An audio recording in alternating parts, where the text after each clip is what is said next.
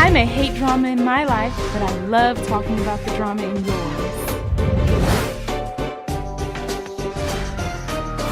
I may watch too much reality TV, but you're listening to me talk about it. Hey, what's up, everybody? This is Funmi. And it's B. And we're here at the wonderful studios. Mm-hmm. That's what she said. Why did she say that? I don't know.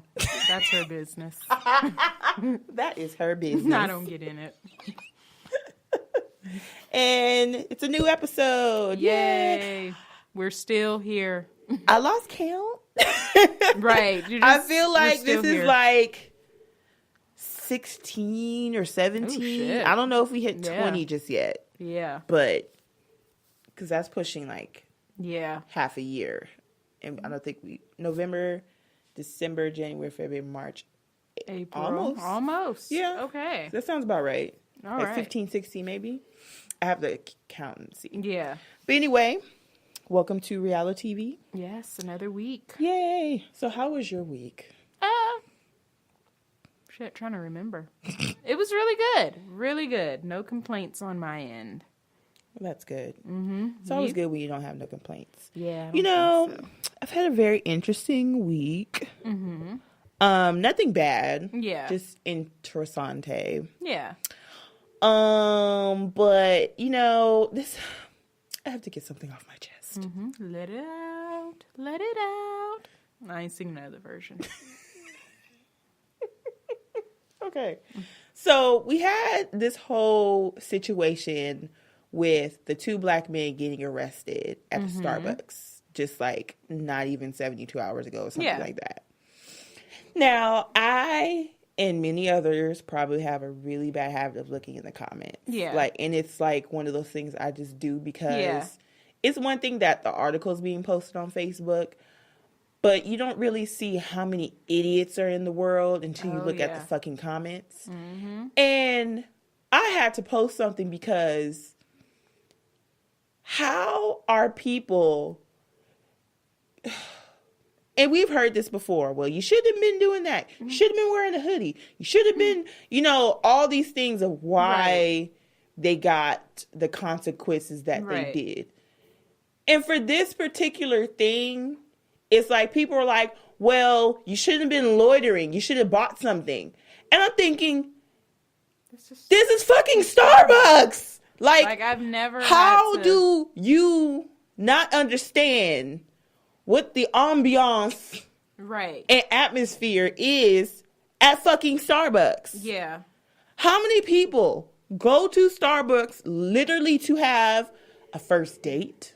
Coffee. Well, not coffee, but meet somebody. Non-paying related. It happens all the first time. Date, to study, to do music mixing, to play chess. Right. I know the Magic Johnson Theater, Starbucks off of La Cienega, they have like chess nights and, people congregating. There's like a motorcycle club that meets up on Wednesdays at the Starbucks on 120th and Crenshaw in LA.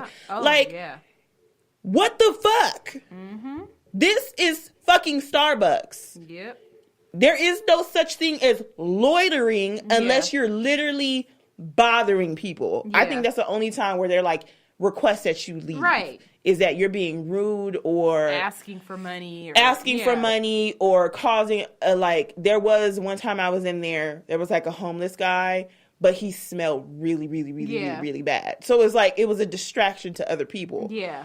But other than that, I spent many of days and nights in a fucking Starbucks to study, meet up with friends, whatever. Sometimes I'll get something to drink or eat. Sometimes I don't. Because, maybe I don't want to spend $5 on my Care Bar Frappuccino today. Right. Maybe I'll skip out. Maybe I'll just ask for a water. Right. But it's like the more chill version of a library in a sense. And that's always been the atmosphere and culture that is Starbucks.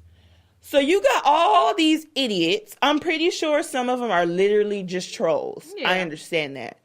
But the few that you can tell they're not trolls are just spewing, well, when they should have left and they should have bought something and blah, blah, blah. And I'm like, if I'm waiting for somebody, chances are I might want to buy them. Right. Or wait to buy my stuff. Right. Once they get there. I heard something. I feel like I heard them say, the manager or somebody had asked them, like, oh, are you going to buy something? And I feel like I heard it was said that they were like, we are soon as the person who we're going to meet gets here. Yeah. I don't know how true that is, but I felt like in one of the articles. I've done that too. It's like sometimes I've done that once before. I've gone to Starbucks with the purpose and the intent to buy something. Yeah. But I had to go to the damn bathroom. And I said, I'm going to get some. I need to go to the bathroom. Right. What's the code? First of all, this wouldn't happen if y'all had no codes. Yeah. I'm just saying. The fact that the baristas and employees have to go out of their way every single time somebody needs to go to the bathroom. That alone is annoying. And possibly teeters on the sanitary borderline of health. Probably, yeah. But, because even if it's like, let's say somebody who's just sitting there and they've been there for an hour or whatever, they already bought their drink or food or whatever, and they need to go to the bathroom, it's like, every time it's like the code, you might not memorize it from heart. They might change it on a regular basis. It's like, I don't know when they started doing the whole keypad thing. Yeah. I understand that people go in Starbucks just to use the bathroom. But it's like, okay, it's for the amount of people that go to Starbucks on a regular basis. I don't feel like they are a company that's losing money because people are overutilizing their bathrooms and not buying enough drinks. Like, I don't know the Starbucks stock like that, but I just don't feel like. I think if it was I think the only reason why they would put codes on the bathroom is because of things like people were vandalizing the bathroom and they couldn't keep tabs on who goes in there and stuff. Right. But even that is like, well, an employee, a camera would do better than a code to the bathroom. You know what I mean? Because even if I was to go, even if you did code me into the bathroom and I went in there and just fucked it up, the barista, they're not inspecting the bathroom after I leave. Each person, true. I think a buzzer to the bathroom would do better than a key. Right. A keypad. A key, physical key, that's too much because people can steal it or forget it in the bathroom. Right. The keypad, it's like 5 codes. Usually they're 5 codes. So it's like sometimes before you get to the bathroom, you're like, fuck, I forgot this shit already. And you got to go back. What's the code again? Like, it's just. Yeah. Well, that's neither here nor there. The main issue is that these fuckers, mainly white people, I just gotta be honest, it's mainly white people, not all of them, but mainly white people, were using terms like loiter and they should have purchased something. It's only for paying customers. And I put a comment like, do you guys know that this is Starbucks? Right. Like, have you been inside of a Starbucks? Right. Have you used Starbucks for any other purpose than to get something to eat or drink? Right. Like, that's just the norm of Starbucks. There's no other explanation, but it's Starbucks. Right. It's Starbucks. It's Starbucks. It's Starbucks. So I just got irritated because it's like, you can't pick and choose when it's okay for you to utilize Starbucks the way it has always been utilized over years and years and years and years and years. How many times do you remember going to Starbucks to study? Yeah, a lot. I can't even count on my hands and feet how many times I went to Starbucks to study. Especially when I was taking a hematology class and a biochemistry class at the same damn time at 2 different universities. Right. It was utilized every damn day. Yeah. As long as I don't have to sit at a chair to purchase something, right, there's no reason why all of a sudden I have to buy something or leave. Yeah. And so somebody was like, well, they have the right to refuse service. But they weren't refusing service. Yeah. They said, buy something or leave. You can't do that. Yeah. Because you didn't tell everyone else in there, buy something you or can't leave. pick and choose who you say, buy. Hurry up and buy. Yeah. You can't pick and choose who you do that to. You know? And on top of all of this, there is a color issue. Right. Because white people are in the background. I come here all the time and never buy nothing. And you know what? I'm glad it happened in a crowd full of white people because I don't know what their normal day-to-day mindset is of what they hear about race and color and racial profiling and stuff like that. But I'm hoping them being there, they can really understand and see it firsthand what is talked about from black people or people of color when it comes to racial profiling because white people don't want to understand. Yeah. They like, that's no, that it's doesn't not happen. It doesn't happen. It's not just because you're black. It's because you did something that you weren't supposed to do.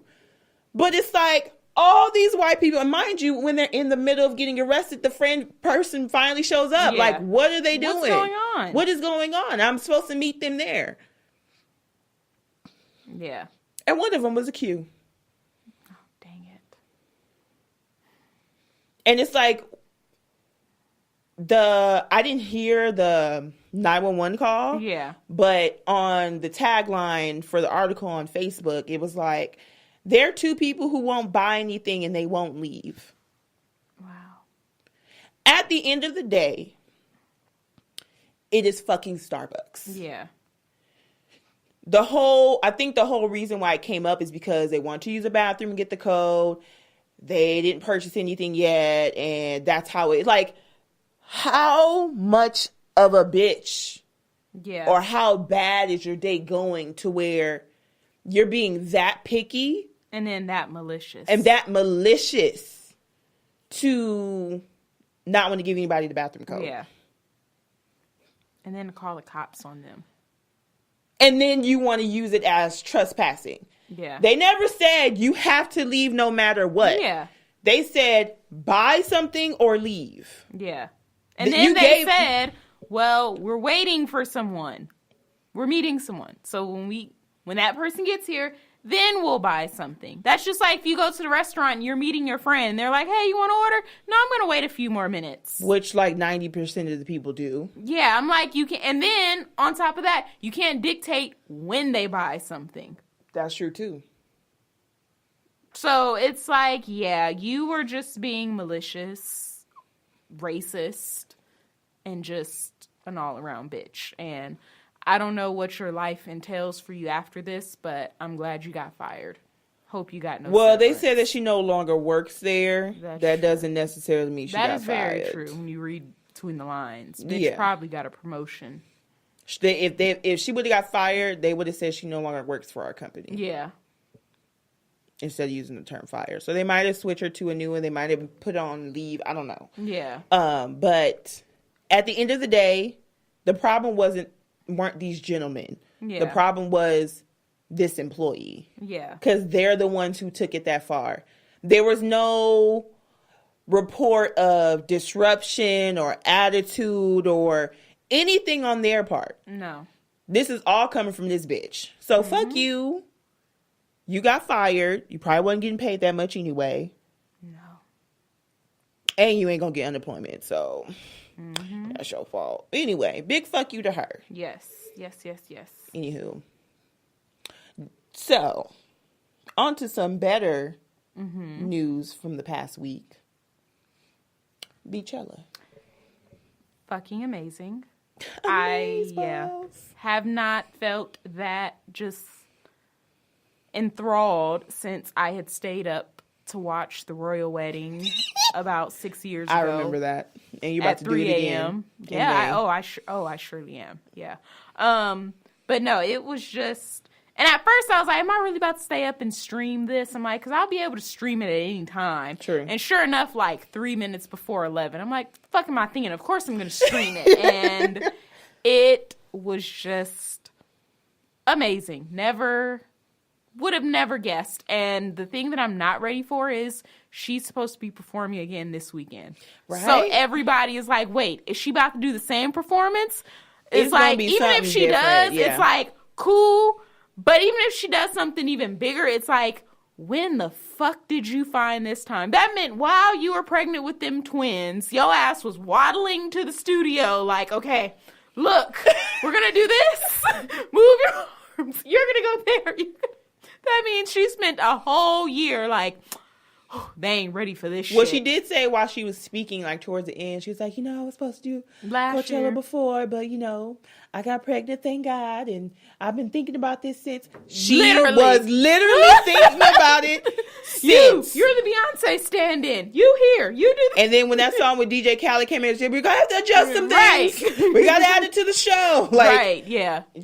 She had a whole year to perform. I just love how no matter what she's doing, she's unapologetically black. Now. Like, you gonna see my queendom. Yeah. You gonna see how we do at these HBCUs. Right. And granted, see how fucking amazing it is. Fucking went to school in LA. But I'm like, that last night, oh yes. I went to Howard. Right? And the crazy thing is, like, I always hear about homecomings and all these events. Yeah, I got 2 invitations from friends from high school. Like, you want to come? So I'm going to Clark's. I'm going to Gramblin's. I got family in Atlanta. We got a place to stay for free. I'm like, no. I was like, I have to go. And I need to find somebody who knows somebody that's at Howard's. Like, I don't know if that whole October, I don't know. I know some people that go to Howard. Yeah. I don't know them like personally. Yeah. But I do know someone I that will went be to getting Howard. fall financial aid in September, and it will be funding. Me going to the school that I'm trying to. One of my friends was like, you better be ready. She was like, you've never experienced nothing like that. I'm like, I've seen videos the last few years. I'm ready. Between the cooking, the food, oh my God. Just the culture energy. And the love. Can you imagine the swag surf thing? I'm about to be coming back with all the merch. Like, yep. Man, I'm like, bitch, where did you go to school at? All of them. Yeah. And that's kind of like why I think Drumline the movie was such a big hit, because it really put a magnifying glass on what some of the culture is. Yeah. With HBCUs. Yeah. They take their shit seriously. And it's not even that. It's just think about it. These are musicians. These are performers. These are dancers. People. These are people who... Oh, I want to go be a majorette so bad now. You know what? And I'm so mad because when I was in the 9th grade, I wanted to do the little...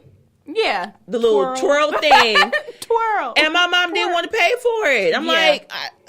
I didn't get to do nothing really special besides band in middle school. Yeah. Granted, I had fun. We were able to do stuff and go places and all that, but I kind of wanted to do it. Plus, I was a lot smaller back then, so I could have pulled it. Like, if I was the size I was in high school and now, my God. The damage I would do. The damage I would be doing. Like, man, it really, I'd be like, man, you know what? I could just apply to grad school, take my ass to Howard, and just start over. Like, I was really like, man.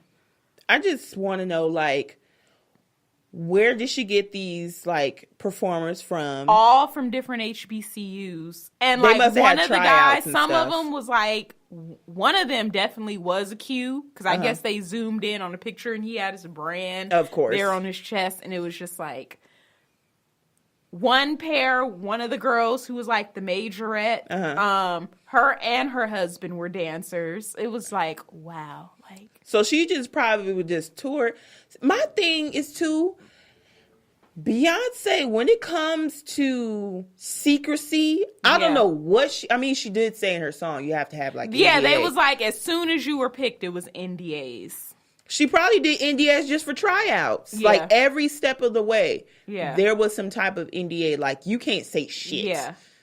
So, and then like right before, like 20-some dancers got fired, which I feel like it probably was like not being able to keep up.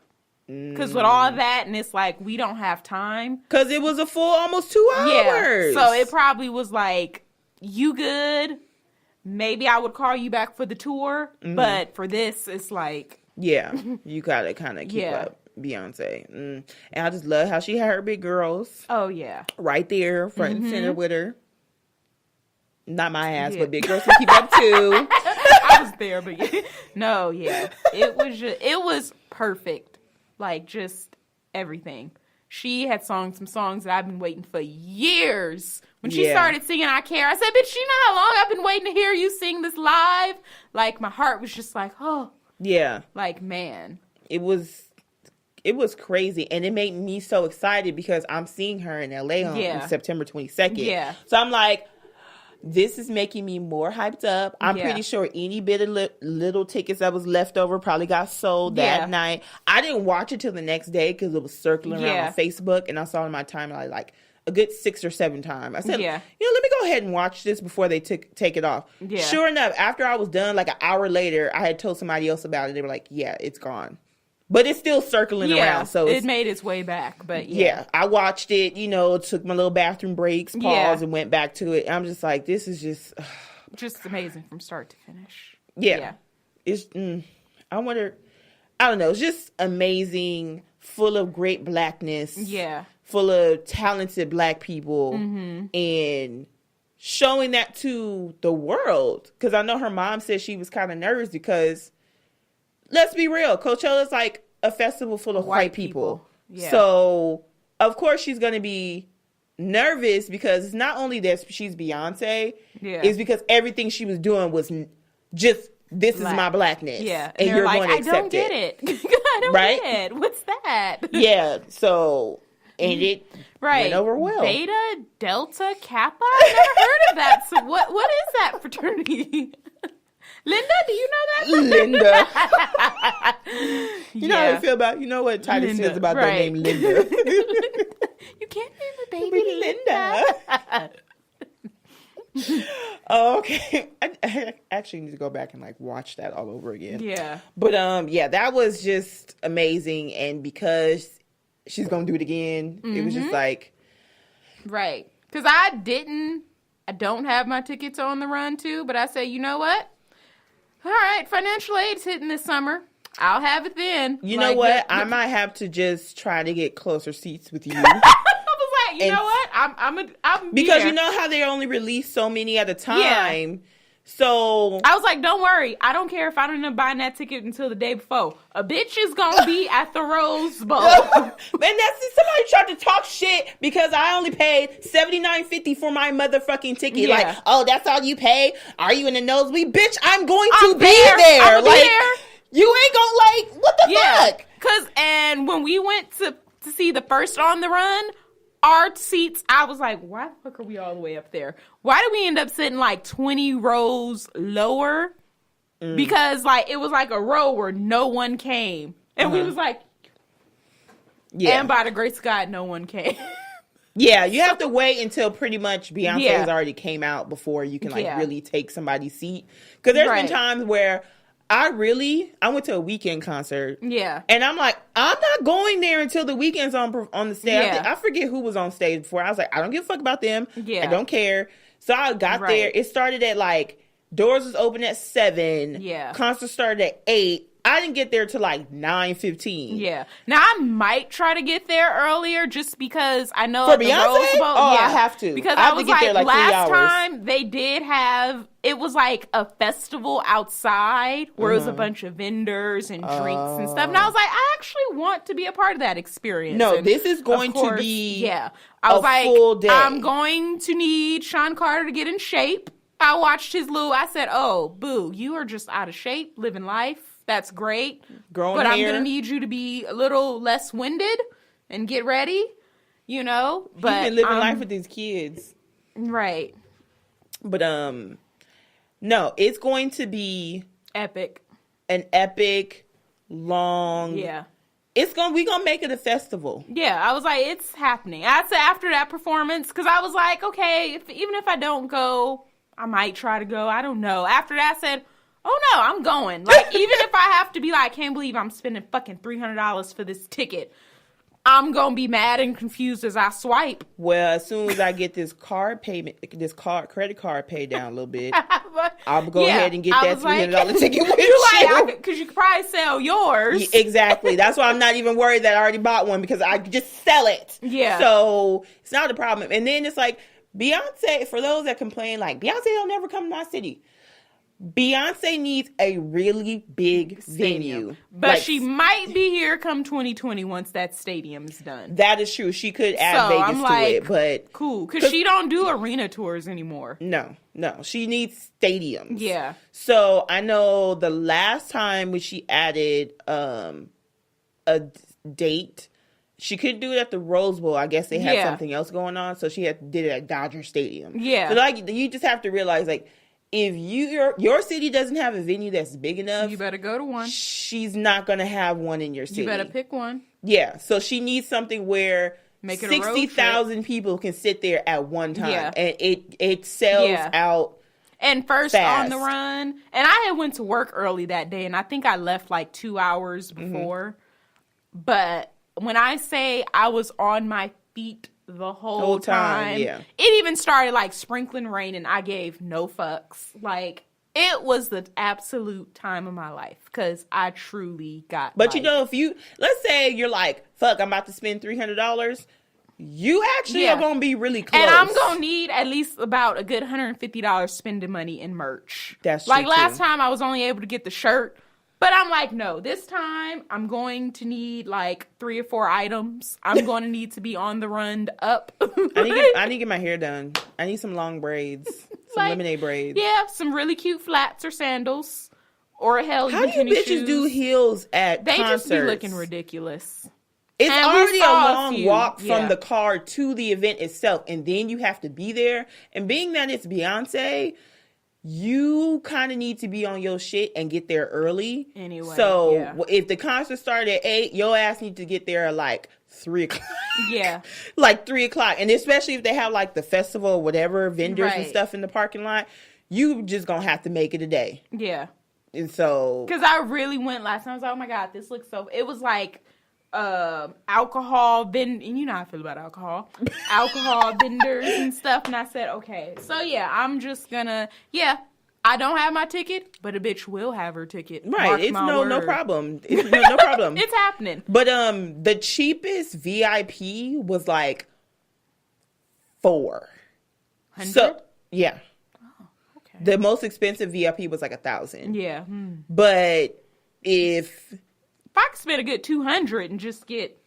I just want to get closer, you know. Yeah. You like, I'm in there, but you could probably sell your 79 one for a good $150 on StubHub. Yeah, because with tax and fees, that shit was like $105. Yeah. Goddamn fees. Yeah. Oh, it's happening. Maybe when you go and get the tickets from the actual venue, it's always a lot cheaper because you don't have all those like fees and stuff. Don't make me drive to Pasadena just for some concerts. Well, because I'll be in LA... a couple times before I go, before September comes. So, and I'll never forget, I think you were saying it. What was Beyonce? Oh, remember that there was like this screenshot that went around. I saw it too. Yeah. That accidentally added dates on Facebook. Mm-hmm. And then they took it down. Yeah. And everybody was like, get your money ready. Yeah. And sure enough, like 3 days later, it was like pre-sale. And then it's like, too, you guys, and this is the first time that I was able to have the coins to get it on first day of pre-sale, because I have this wonderful app called Digit App. Mm-hmm. I'm not paid by them. This is not an ad. I'm just telling you about life. I save money on the slide. So when the Beyonce's ticket went on sale, I said, for the first time, I have the fucking coins. Right. I'm not trying to, disrupt my rent and stuff like that to go. So I don't know. People were like complaining, like, her tickets are so high. And I'm like, I got my ticket for $79.50.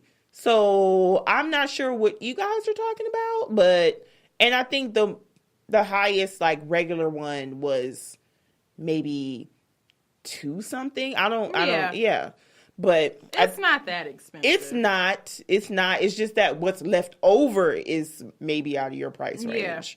But I'm gonna make it in my price range. I'm letting you know on the show when you ready. I'm ready because I want some closer seats. I think I'm just waiting for them to tell me either this week or next week how much I'm getting for the. I shouldn't be saying all this online. But yeah, first week of June. Okay, all right, we got it. Because when is it? It's in September. September 22nd and the 23rd. And then I'll have a fall disbursement by then too. So fall will pay for my merch. It is your money and you use it how you want it. Right. You use it how you want to use it. I'm like, these concerts and these events, like, there's not too many people that get me hype for, like, okay, concert, I'm ready to go. Like, I'm going to get snatched too. I'm going to do the screen smoothie thing starting next week.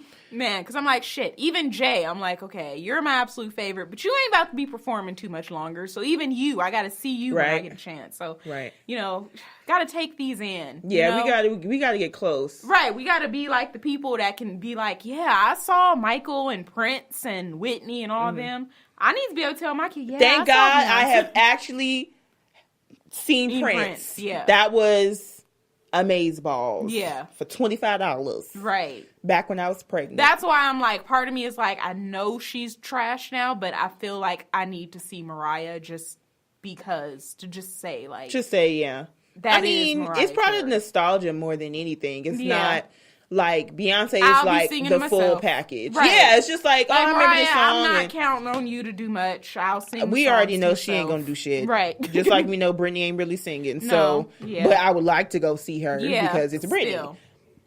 But anyway, moving to fake reality. Yes, that's a lot less entertaining. Right, than Beyonce. Shit, it's less entertaining than Rumi and Sir. I'm just waiting to the day she unveils them. But I understand the privacy. She was the same thing with Blue. Like, we didn't see Blue for forever. But I think it's going to be even later. Because I think by this time, we had at least saw what Blue looked like. I've seen pictures of the twins. I've seen the one candid where looked like maybe she was either on the beach or at her house. I think it was at the house. Outside. She had one, and Nanny had another one. Yeah, that's the only one that was a clear candid. Can you imagine what powerful lens that camera must have been? Yeah. But I'm like, I don't think she's going to give us access to the twins like she did Blue after fuckers really.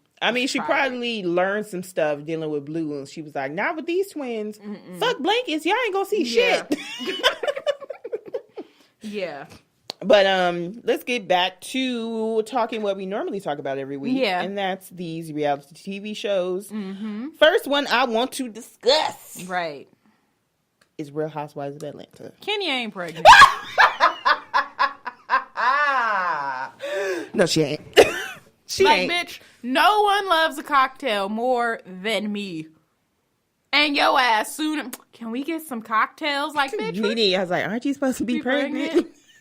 But she doesn't. She never said she was pregnant. She said, "Is there going to be?" He's like, "Well, yeah, there might be there's going to be a baby later on this year." So you're probably in the process of trying, and probably like, okay, well, I should be getting pregnant soon. It didn't turn into a lie until she said, "Well, I don't want to discuss the months and stuff right now. I just Phaedra, if you don't want to, if you don't want to talk about the months and how far along you are, quote unquote, then you don't tell anybody that you're pregnant." Right. Now you look stupid like Phaedra did. Girl, I don't know how many months am I? Girl, you know how long that baby's been cooking. That baby in the test tube, probably. Yeah. But yeah, that was because that was circulating around. I think you tagged me in it. Like, see, I told, because the last week I said I don't think she's pregnant, and I said that last. Like, she never really said she was pregnant. Because even like when you got married, bitch, you were boasting to the world, and we know that you want a kid just as bad. So she was show that baby bump so fast. So even if you like, I know a lot of women, are like, first trimester, I don't really like to say anything, but you would have been. But they literally won't say anything. Yeah, and even if you wanted to say it, but she was like, I don't really know. You would have, Kenya, girl. What she gets like fat on purpose just to throw people off. I mean, that would be creative and a lot more enjoyable. Hey, let me just sit up here and gain 15 pounds. Eat what you want, girl. Eat what you want. Eat what your heart desires. Right. No gym. And lie and say it's for two, but it's really for you. But I'm kind of glad and hoping that the moving on from Portia versus Candy is coming to an end. Yeah. I feel like every time they will bring it up, I get more and more on Portia's side. Yeah. As far as she's already apologized, she's already tried to make right in some way, shape, or form, and y'all fools keep bringing it up. Right. Like she owe y'all explanation. She don't know y'all shit. No. The only person she really needs to talk to was Candy. And even Candy, it seems like she's tired of it, but I feel like she's I won't say is. I feel like she was holding on to it just because she felt like she should still be upset about it. I feel like she was like secretly chuckling inside every time somebody did bring it up. Like, that's what you get. Right. But at the same time, she kept getting reminded of it. Right. So it's like, I feel like a double-edged sword. Yeah, I feel like if you're going through something, you're just like, I don't want to think about it. I don't want to have to keep reliving it every single time someone wants to get an argument with Portia. Yeah. Like, because it was like, stop talking about it. Even at the reunion, she was like, well, the reason why I still never fully got over it is because Portia never fully took accountability for the apology. So then Portia was like, okay, here you go, Candy. Let me give you the full-on apology and accountability that I need. Mm-hmm. And you could even still kind of see with Candy. She was like, well, okay. All right. Like, okay. It's like, so now you have nothing else to be upset about because you clearly said, like, okay, well, I just feel like you never took accountability for it. She finally took accountability for it and finally was like, I truly am sorry for my part in it. And there's no buts. And she still was kind of like, well, okay. Because she was still salty about it. Yeah, it's like, just say, I'm still mad about it. I still want to be mad about it. Like, just, that's what my petty ass would say. Like, yes, I know I should probably be over it, but I'm not. And I still feel like being mad. I know, it's petty, it's immature. Mm-hmm. And there's nothing you can really say. Right. But, we'll see how next season turns out. But I really hope it is the end. Because there's no need to be best friends or anything like that. I know Andy did bring up the same thing I've been bringing up. Like, if you can't stand her so much or have such a problem with her, like, why would you invite her to these events? Yeah. And things of that nature. And I felt like her reasoning was still stupid. Yeah. What was her reasoning? Because I didn't fully watch it. I mean, for her to try to, like, defame her or whatever, she wants to show that she could still keep going and keep shining. But it's like you talk shit about her. Like, it's still bothering you. Right. That's like me inviting an enemy into my home. Mm-hmm. Like, what's his face? Hell no. Or what's they face? No, I don't know. All y'all guilty. But anywho, that's neither here nor there. Don't get angry. Right. But yeah, it's like,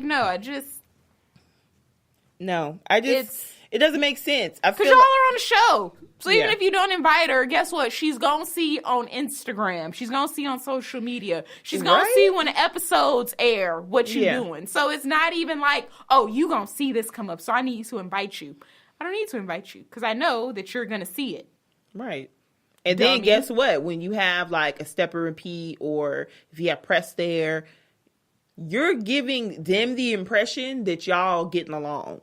So that's kind of like, it's just leave it alone. Yeah. I don't understand why if someone's causing you grief or reminding you of grief or pain, it's like, why would you even want them in your space? Yeah. To get you into a point where you're negative or feel some type of way. Because then it makes you look a certain type of way. Like, wait, so you're talking like you feel this so strongly dislike about her, yet she's in your house at your party. Yeah, it didn't make sense at all. Unless you're contractually obligated by Bravo for her to be at these events. I mean, Kenya wasn't in like 3 or 4 episodes, Right. and that was just amazing. Right. She didn't go to that damn trip. Yeah. So I felt like, and I wasn't even missing her. No. I felt like, yeah, there was still drama, but it was like, you know what? I'm glad it's different drama, like Right. from somebody else. I don't understand why. You know, Cynthia had like that friend contract and stuff Yeah. like that. I feel like Kenya is way worse without an actual signed agreement because she was cool with Marlo. Do you remember when Marlo and Kenya weren't cool? I don't know when exactly it happened, but I guess around the time Marlo and Nene got cool again. But it wasn't even for that long. So what did she do? What did Marlo do to Kenya directly for her to be such a bitch? I don't know what happened before that, Mm-hmm. but according to Kenya, it was when they were on that trip and Marlo was like, you know you ain't shit when your own mama don't fuck with you or something. But wait, but she did something though Yeah, for Marlo it to was- say that. and I didn't watch the whole episode, so I don't know. I forget. What was the That was boiling. last season. And then it's like Marlo's one of those people. She Goes for has no jugulars. filter. Yeah. She goes straight for the jugular. But she only really does it when she feels like you came at her though. Yeah. I don't really know Marlo to be like to say shit Yeah. first. I feel like she says stuff in the heat of the moment. Yeah. But she's definitely that person who knows when to be classy and who knows when she needs to put somebody in their place. Right. So I don't know, but I remember that. I was like, damn, like, you know, that's kind of fucked up or whatever. But then it's like, It's Kenya. I feel so like I don't- Kenya, because it's Kenya, I Yeah. feel like she said something that was Right. fucked up to where she said something more fucked up, but then she tried to say, well, you can't use that. It's Yeah. like, okay. You can't have all these sensitive spots, but then be so quick to just go for other people's soft spots. You want to go for people's marriages. You want to go for their livelihood. You want to go for anything you can get your hands on to use that shade towards somebody. But then don't talk about my mom. Don't talk about my domestic abuse past. Don't talk about this. No. If you think it's fair game, Right. I feel like it's fair If game. you gotta dish it, if you can dish it, you better be ready to take it. Right. And that's just kind of being self-aware of where you are in your life and how it really does affect you or not. Mm-hmm. So at the end of the day, yeah, everybody has been through some shit. But people like Kenya, they want to hide who they really are. Yeah. And then when people find out, they bring it up and it's like, that's still like, it's not a wound. It's still open. Yeah. Because she brings it up all the time, especially when her grandmother died. Mm-hmm. You know, like, that's my mom. It's like, some people like, it's my grandma. She raised me, but I ain't got no mom. Fuck that bitch. Like, there's some people who do that. So if somebody tries to like, well, that's why you ain't got no mom, and you can be like, I don't like that bitch no way. Right. Like, you can take it a whole different way. But since it hurts you and this, I hate to say this and it might sound like so evil, but that's what you get when you go so far and so low with so many other people. Yeah. And Now their you finally soft spots. came across somebody that's like, I don't give a fuck about your soft spots. Right. And sometimes it's not even a soft spot for that particular person. You just want to talk shit and think it's going to be a soft spot, but they don't give a fuck. So, they don't give a fuck about what you say. Right. Coming from you because they know that it means nothing. Right. Like, some people only consider a soft spot based on who it's coming from. Right. And if they feel like Kenya is a piece of dirt on the bottom of their shoe, they're not really going to care whatever comes out of her mouth. Mm-hmm. But, you know, she talked about Portia's marriage, Phaedra's marriage, everybody. Right. Just, Everybody. Wig. I think the only beef that was somewhat justified this season was with Kim. Last season, not so much because Kim was trying in defense of Sheree. Right. And Kenya was just being petty for no reason Yeah. anyway. But when it came on to this season, it was kind of like, okay, Kim, you kind of doing too much. So, I don't know. I feel like she can be mad about the whole mom situation. Yeah. But it's like you kind of put yourself in these positions. Yeah. But then she wants to bring up like, well, the way she did Nene, she's full of shit. It's like, well, that's Nene's issue, not yours. Right. So, you know, be like, was it Trina? That's not my business. Right. And just keep it pushing. Mm-hmm. That's it. Now, the whole situation with Kim and Nene, of course, they only showed it for like the last 5 minutes. So we got to wait till part 3 for, you know, to see the ending of it. And Kim was, you know, kind of sad because Marlon, you know, said, you know, there was no audition for White Chicks 2. So, hey. But even Andy was like, did you, like, get your lips done? She looked a hot, horrible fucking mess. And yeah, she did. She looked terrible. She just, burns my toast. That's worse than grinds my gears. Right. Burns my toast. But we'll see part 3. Yeah. Next week. We'll be waiting for that. Was there anything else significant? I don't think anything else significant going on. No. In the last episode. But moving on to another Real Housewives cast is Potomac. Mm-hmm. Now, for those that have never watched Potomac, I would suggest that you do. It is surprisingly good. Mm-hmm. It's the only... How can I put this? It's an all-black cast, but it's completely the opposite of Atlanta. Yeah. The complete opposite of Atlanta. They're on the East Coast. So. Yeah. It's how can I put this? I feel like the zip code that they're in, you do have to act a certain type of way. Yeah. Because they're in Potomac, even though the cast is like all black, the area that they live in is not all black. Yeah. So you do have to carry yourself. Yes. Yeah. You have to be a certain type of demeanor in person to be actually, I don't want to say live there because anybody has a right to live there, but I'm pretty sure somebody like Nene or even Kenya wouldn't want to live in that zip code. There's just some people who just want to live there. Yeah.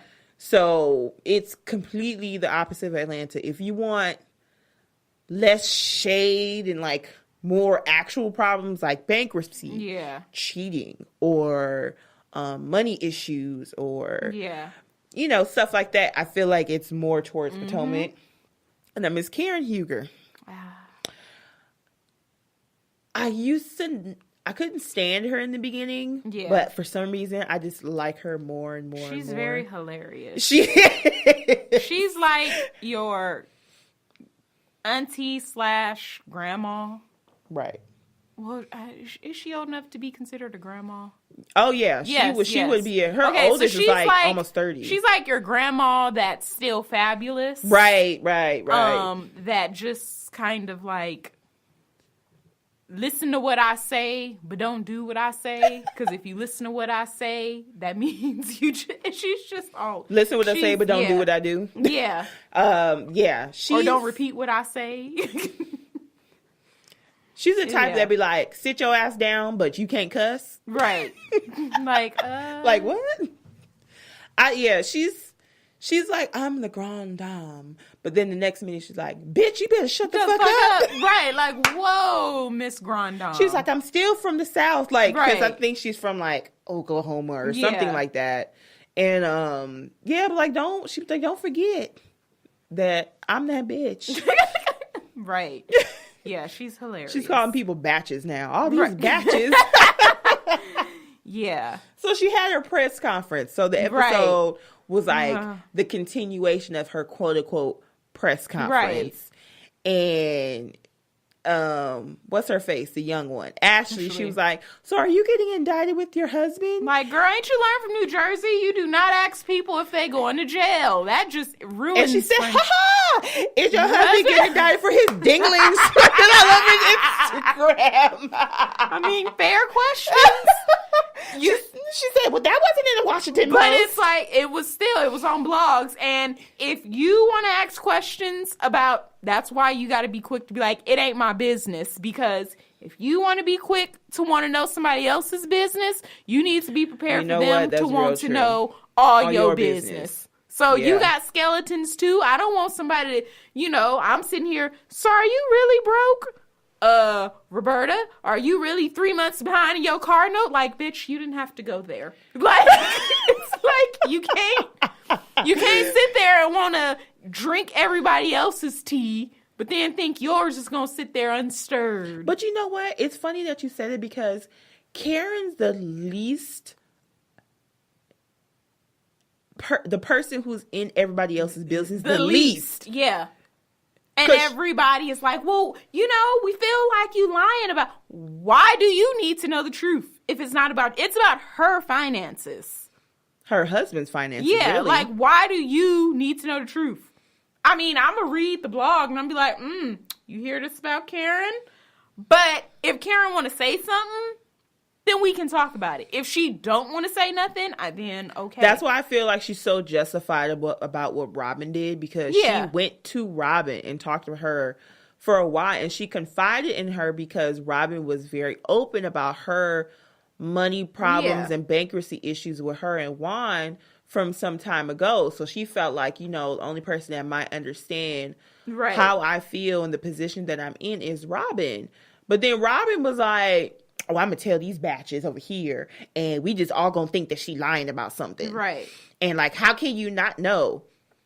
Sometimes, especially... Same way you didn't know that your husband didn't want to be with you, and he was sleeping in the other room, but was going out on dates with other women. And Ashley heard and saw when she was at that nasty kangaroo restaurant that she owns. It show's so good. Like, that's you know what?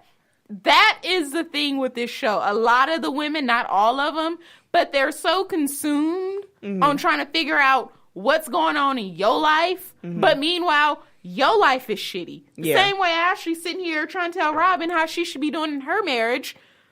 But your sugar daddy husband is ready to cut you off and put and got his dingling all over Instagram. Right. And ready to put you and your mama on the street.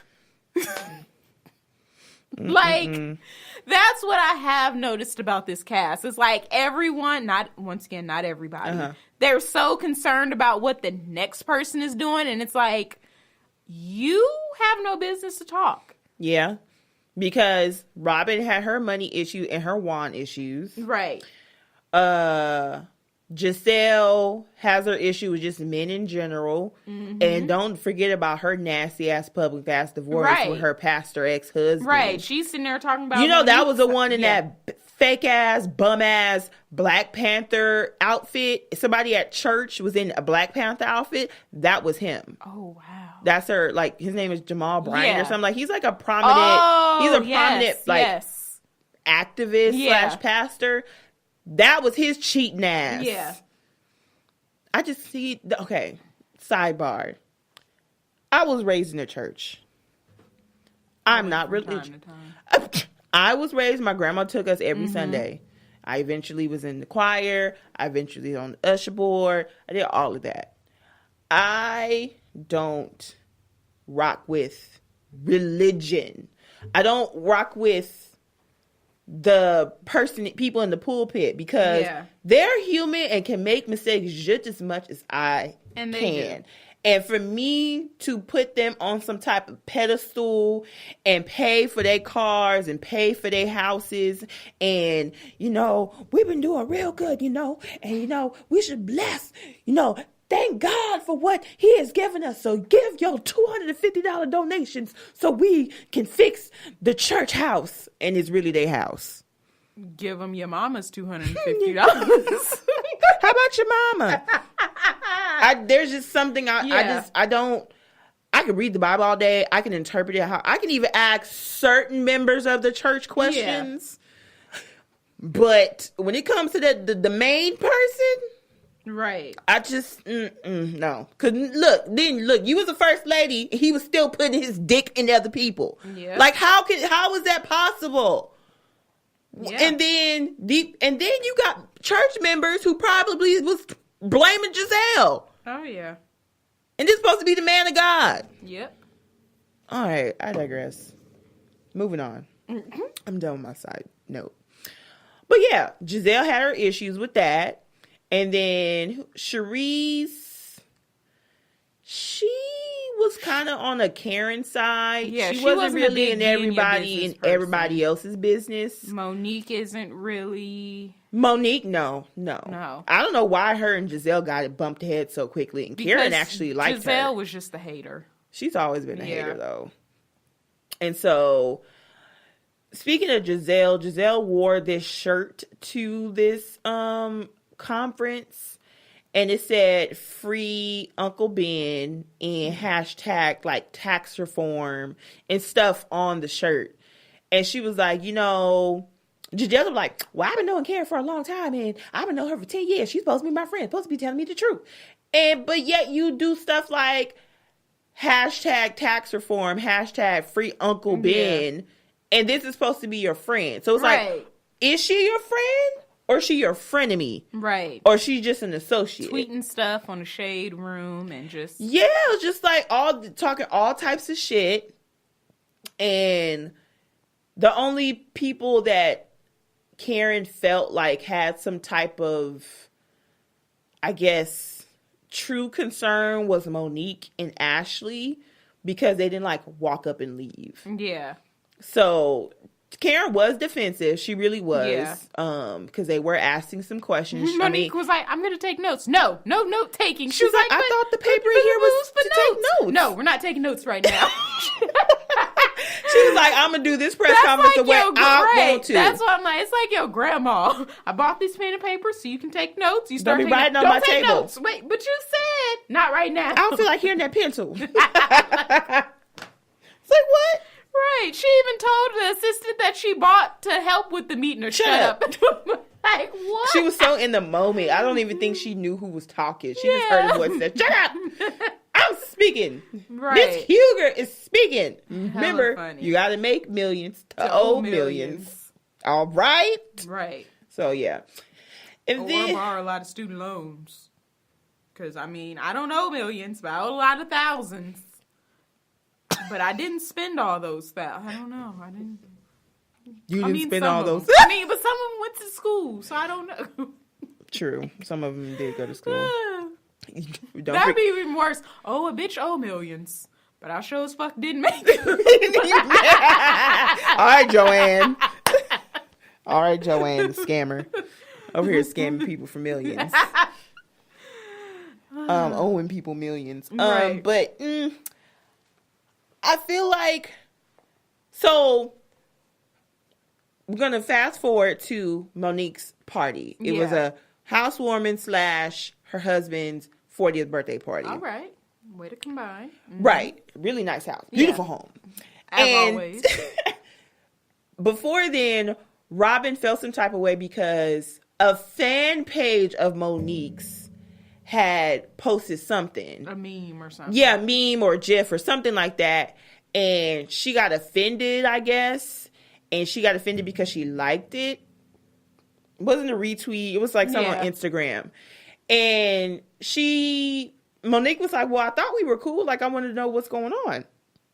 And she was like, well, I don't even know why Robin took it the way that she took it to a place that she did. Yeah. Because she was like, well, you pay people and you over here liking stuff. It's like, it's a fan page. Like, I can't help what goes on the fan page. I can't help it that I got fans, bitch.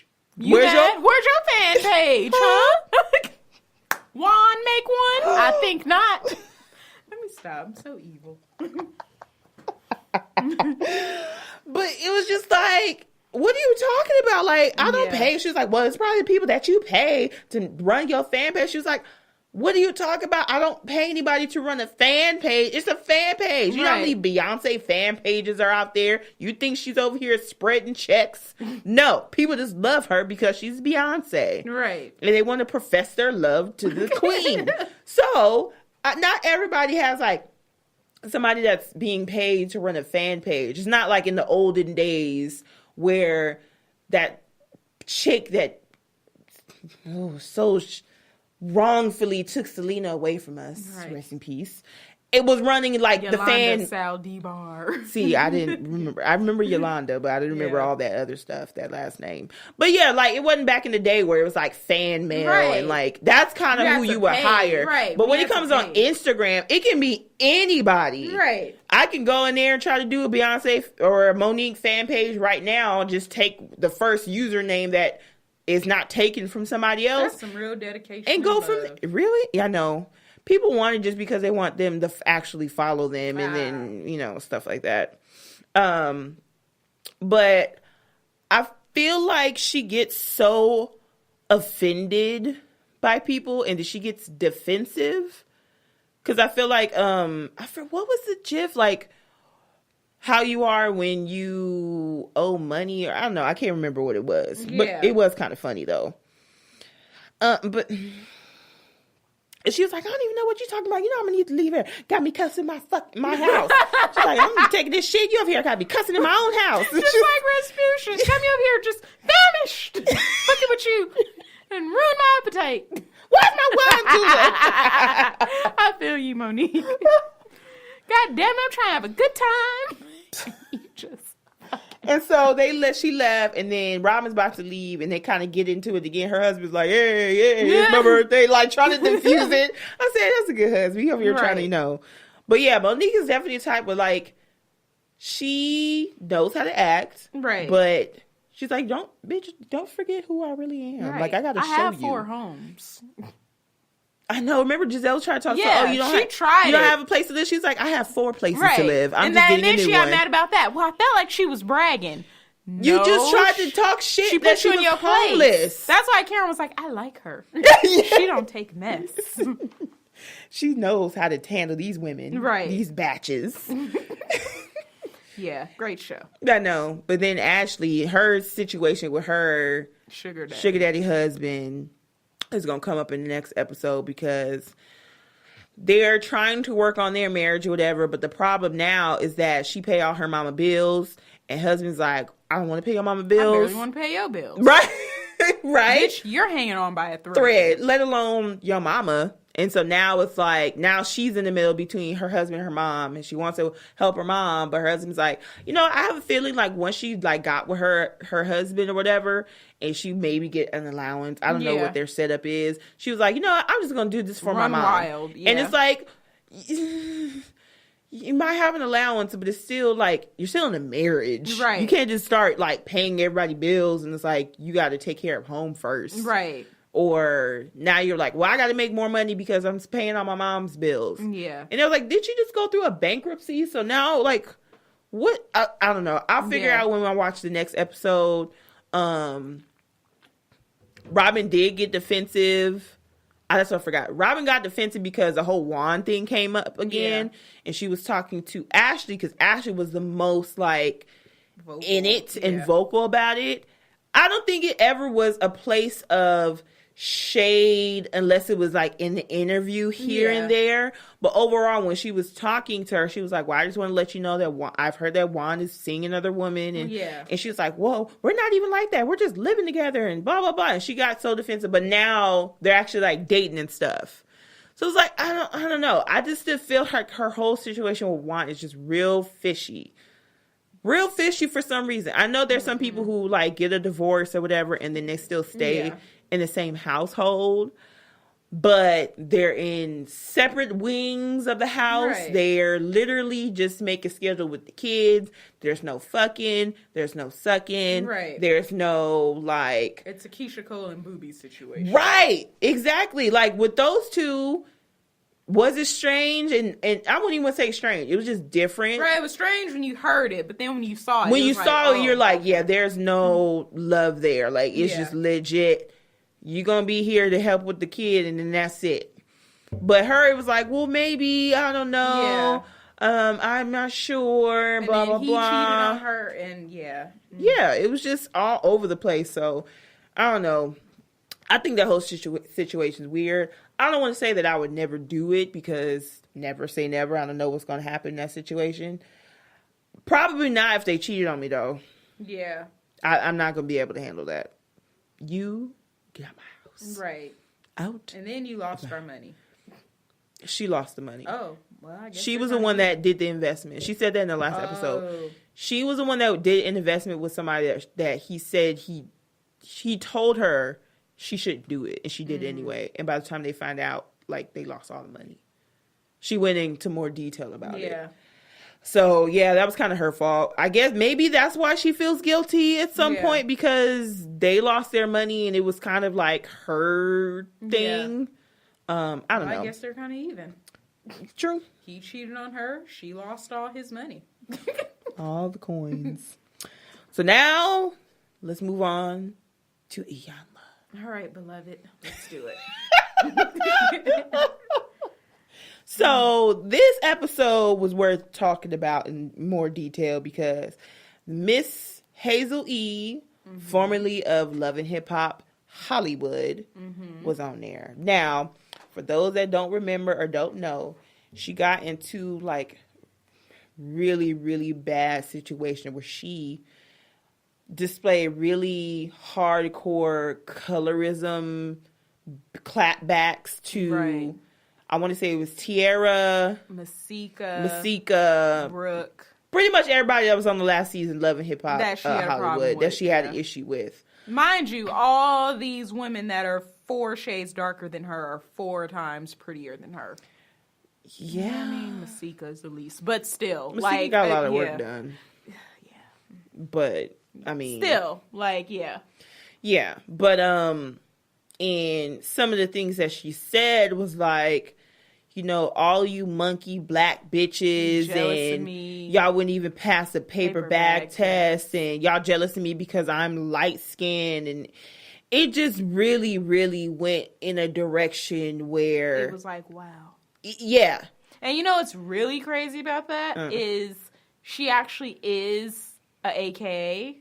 She is? Yes. So. Oh, fuck. Yeah. So I was like, so when I heard that, well, I been knew she was AK, but then I was kind of like, you're not that pretty. But then when that happened, I was like, wow. So like, were you in your sorority? But you know what? That makes sense for her making the paper bag comment. Yeah. I was like, so were you? Because not everybody remembers that or knows about it.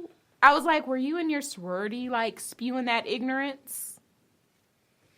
Or at least they were maybe talked about the history of some of what you heard about. Yeah. You know, sororities back in the day. Right. But I can't verify if she's AK, but I feel like I've heard in the past on her social media she has said like Happy Founders Day and stuff. I think she did, and people were like, "Bitch, you ain't no AKA." Yeah, and I don't know. Some people said she was. Some people was like, "That bitch never crossed" or whatever. I don't know. You know those technicalities of the Greek world. Yeah, I don't know. You ain't legit. You ain't paid your dues. Like, or somehow. You can be a skater and it doesn't count. Like it could be all kind of things. But she got a lot of backlash from that and the comment she co-signed with her then boyfriend. I almost said Ron Burgundy. His last name was Burgundy, though. Mr. Burgundy. Rose Burgundy. Ron Burgundy. Wait, why would you do that? Why would you do that? Rose Burgundy. Like, I know that's not your birth name. Why would you give yourself that alias? Rose Burgundy. They're two conflicting colors of the same ballot.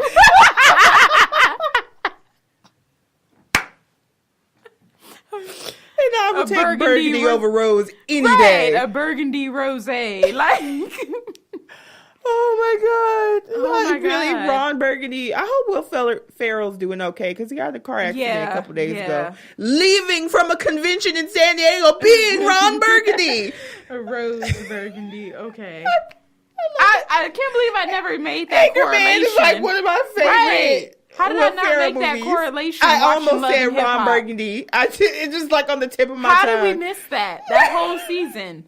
Oh, I would have had all the jokes. I don't know why How did we miss that? But maybe it's better that we say it on the podcast. His adopted nephew.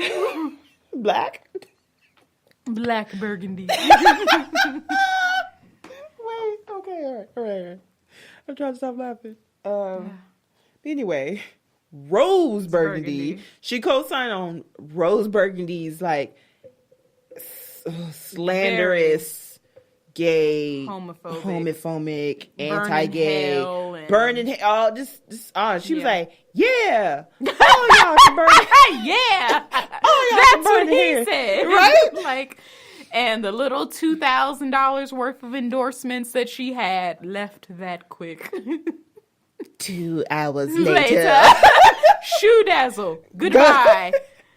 And Love she lost Hip Hop. Goodbye. Yeah. Now you got to return all those choppers and Maseratis and that life you live. Give it back. I'm surprised she ain't have to get the ass back. Right. All those fake bags filled with nothing that you showed up to. That you took them back to the store for money. Can I return never get that bitch money. But anyway. Bitch got a 700 credit score and just went all out. Bitch didn't even have the money. She just got her credit cleaned. She got the limits you know up what? to the thousands. American Express, 5,000. She probably got, lucky when after she had Cat Williams. He's probably helping her with her credit and bills and stuff. And she's like, damn, a bitch got this 730 now. Bitch got credit now. I got all kind of credit. I'm about to get everything. Just in time for filming. Right. She thought she was the shit after Cat Williams. Like, yeah. I don't know what it was, but after Cat Williams and her ass, yeah, that she got out of it, she made horrible. This 180 of just this nasty, that despicable. Bitch got on Groupon and was getting all the specials. Bitch, not Groupon. Bitch, I have arrived.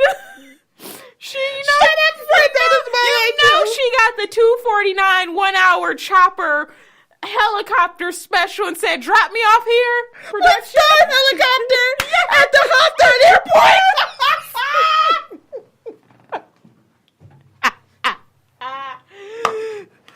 Wait, didn't they have that chopper on the episode of Millionaire Matchmaker? Yes, they did. It's like $189 for one person, $299 for two. That's just right down the street from my grandma. Yes.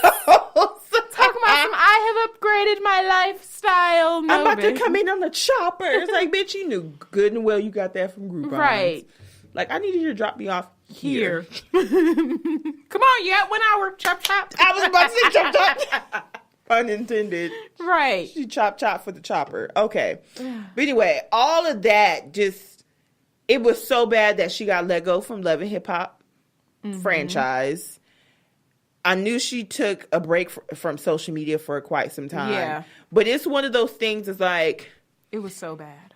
There is racism, but colorism is like a whole different situation within the Black community. So we got to deal with outsiders and insiders. And she's ugly. So it was just it just did not. Because it was like, how dare you? Like, it was like, how dare you? But that breaks the stereotype that all light skins are pretty. Oh, yeah. There's a few in high school. Sorry if you're listening.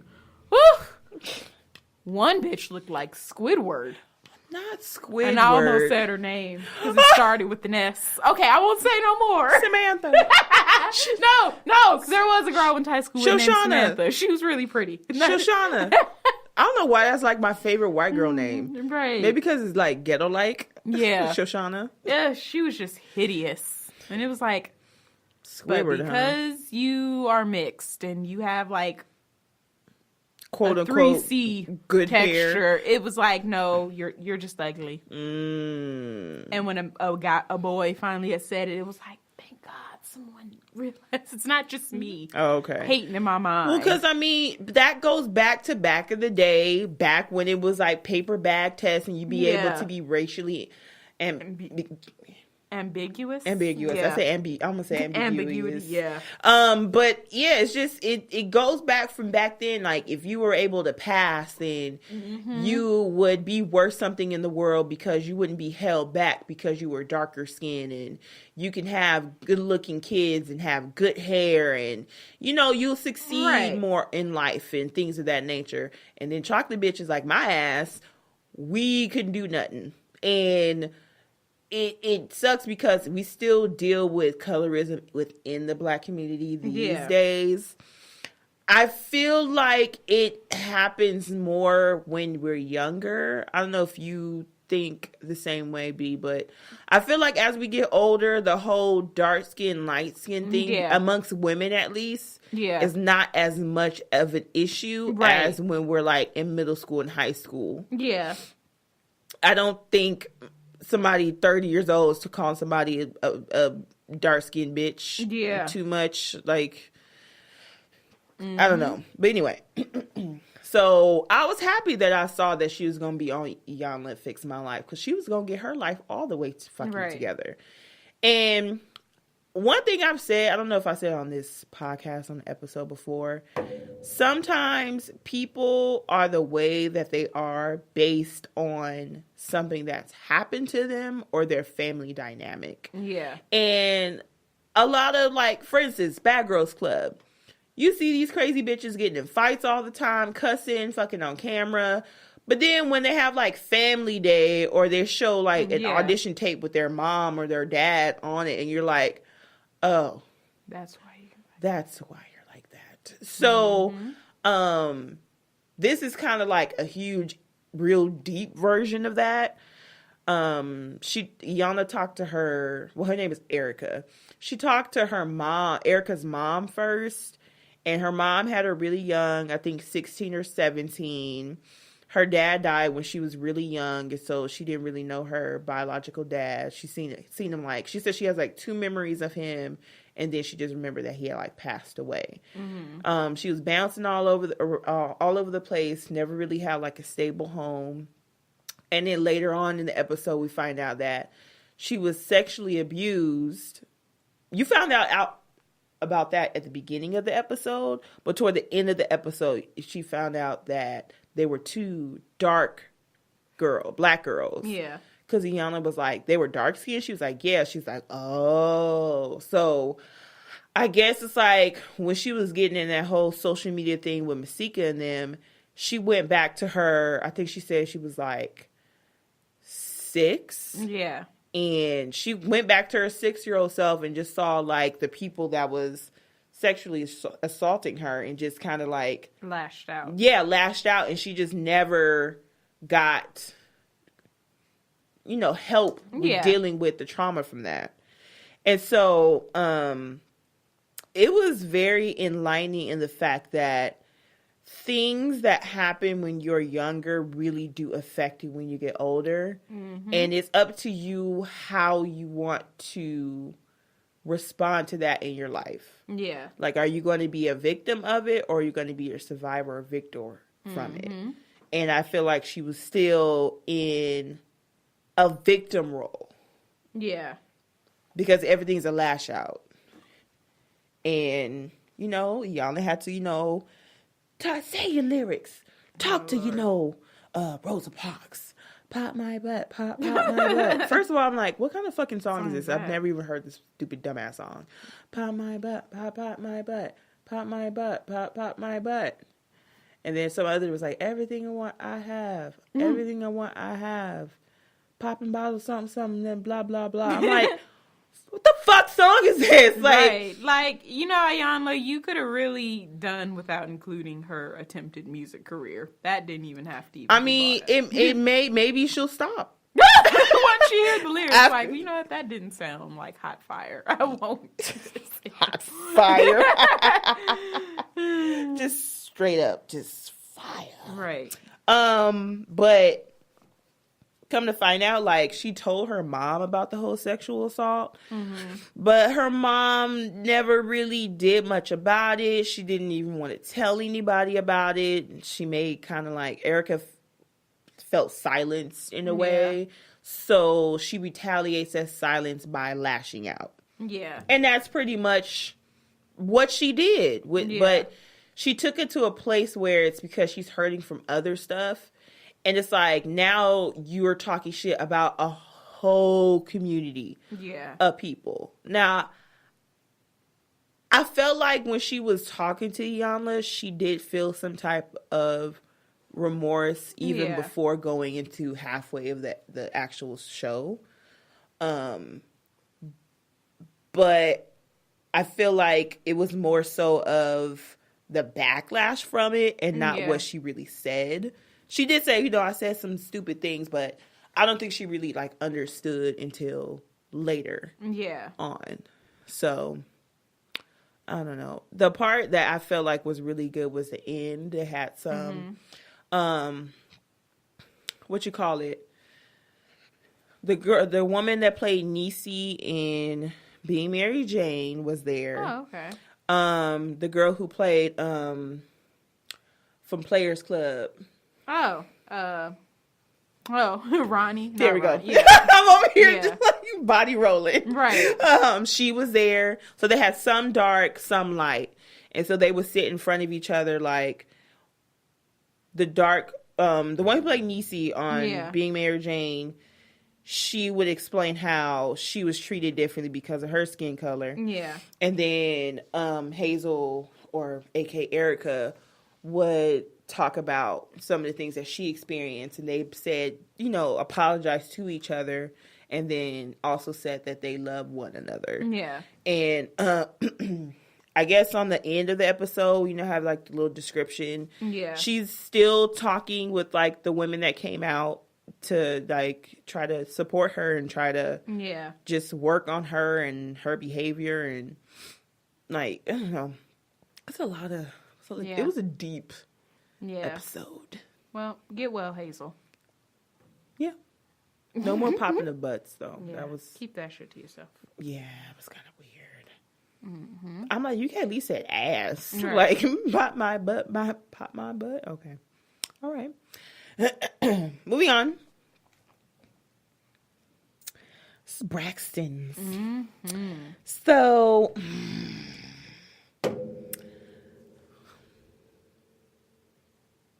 goddamn Tamar. Yeah. Yeah. Go ahead. Well, I mean, her and her husband was cheating her sisters out of money. So that was crazy. I was trying to figure out what is this family suit thing going on. I said, Vincent? Yeah, I'm like, you can't even argue. That's I gotta wait and see next episode not even next episode, to see how, like, what's the explanation behind this? Yeah, like, how do you explain them being left off of something that they wrote and sung on? Because you can clearly hear them. Every single last one of them. Right.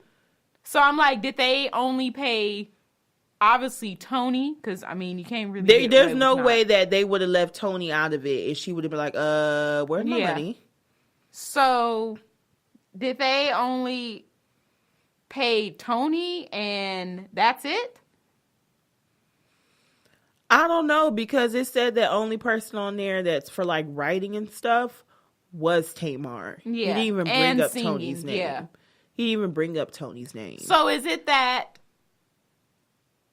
Tony, because the only ones who seem like they're like, no, we got to see what's up, is Tawanda and Tracy. Mm-hmm. Yeah. So I'm like, so is it that Tony's kind of like, well, let me know what happens? Or is it... maybe she got paid for singing. Yeah. But maybe she didn't do writing. She probably did do writing. So she was like, well, I got But you know what? Honestly, this is something that is a huge problem with Tamar, because that's your sisters. Mm-hmm. And the fact that you signed something saying that you were the sole writer and performer of the jingle is kind of fucked up. Yeah. And it's like, and then Vincent's like, owe money and stuff anyway. It's like, this is probably what he was doing. It's like trying to do shit on the slide to try to get some extra money for this debt that you have. Yeah. And I just think it's so fucked up. I mean, I think it can be wrong timing or good timing. Wrong timing only because Tamar is going through some shit with her divorce. But then it can be good timing because she's going through the divorce and finances have to be discussed. Right. So, but like, then, well, why are you at it? Right. Who's but what if it's check? like, what if they do win the lawsuit and find out that the money that was given to Tamar has to give some of her money to her sisters? Like, I just feel like it's going to be this huge spiral of just shit. And it's been going like that with Tamar for forever. Yeah. And we thought it got bad. It gets worse when it comes to business. Oh, yeah. And money. And money and stuff like that. So, yeah, that's going to be interesting. Real interesting. Mm-hmm. I mean, I think it's kind of funny that Tracy's going to be a duchess. Yeah. But the first great grandbaby of Miss E and Braxton. Right. As Miss E said, hey, Braxton. Don't even call him Michael. It's just like Braxton. Right. But I feel like it's kind of weird that Tamar is like taking so much attention away from everybody else. I feel like that's the only thing you can really bring up the fact that she's the baby. Yeah. Is because when she gets mad, she likes to cause a fucking scene. Whether that's being loud or being silent and just being distant. Yeah. And right now she's just causing a whole bunch of shit. Right, from changed being her number and all that. I'm like disconnected her number. And she'd like, be really mad at me because I'd be the family member that's like, well, fuck you. Yeah. Like, well. She missed Tony's 50th birthday. Like, I'd be the person that she'd be mad at because I was not going above and beyond to contact her. Right. Like, nope. I got my own life. I feel like if I'm an older sister and I've been dealing with this shit for 40 years, I feel like for me personally, I would have been done with it a long time ago. And it probably would have caused some distance between me and the rest of the family. Because I'd have been like, I can't deal with this shit. But y'all sitting here telling me I have to deal with it. And I don't have to do shit but stay black and die. And the way technology's set up, I really don't even have to stay the same hue of black if I don't want to. So, I can't take it. Shit. And if I find the lady from Death Becomes Her, I don't even have to die. So why ain't gonna be putting up with that shit? Because I'm gonna live forever, and I'm not dealing with your shit forever. So leave me if I find be. the potion. Oh Lord, I haven't watched that in so long. I need to watch it again. Classic. Meryl at her best. But yeah, no. I don't know. Maybe because I don't have a big family. Like I have a whole bunch of siblings and stuff like that. But there's just some stuff I'm not going to put up with. And I guess since it wasn't such a big family, I've been able to keep to myself at some point in time throughout my whole life. So I'm going to continue to keep it to myself. And, be like Trina, that ain't my business. Right. And keep it pushing. Now, Tamar's that type of sister, you got to kind of have to probably put hands on her. Because she don't want to listen. She don't want to understand. She don't want to... I don't know. She don't act like a sister, but when something go on with her, she wants you to be a sister. And if she don't want you to speak, you're not going to speak. If she wants you to speak, then you can speak. Like, she's too bossy. Yeah. And having these adult tantrums, which she shouldn't even have, but I don't know.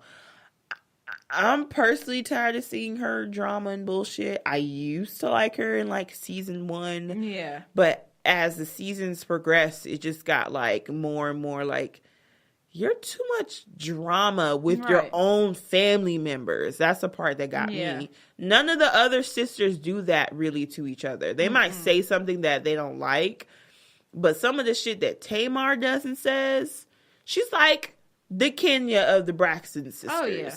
Like, she'll talk shit all up and down about you and your situation, but when you talk about hers, it's a problem. I have ingredients for tacos at home. I know. Sidebar. It just hit me. Sorry. Continue. Yes, I'm sorry. This just in. How the fuck did you think about your taco ingredients? I don't know. I was just, man. Okay. Are you hungry? Here nor there. A little bit. But. Damn it, now I want tacos. I'm sorry. And it's Tuesday. I know. I was about to say it's Taco Tuesday, so. Right. Okay. I'm sorry. God damn it. Now my stomach is like, bitch, we need to get we all need tacos. No. Yeah. So, best of luck with, I don't know. With that suit.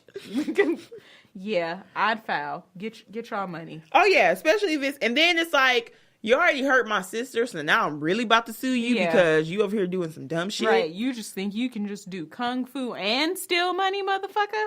Mm-mm. You are on a roll tonight. Kung fu? Really? Oh my God. I'm sorry. Wait, why? I just reminded myself of Kung Fu Panda. Just that's what I thought.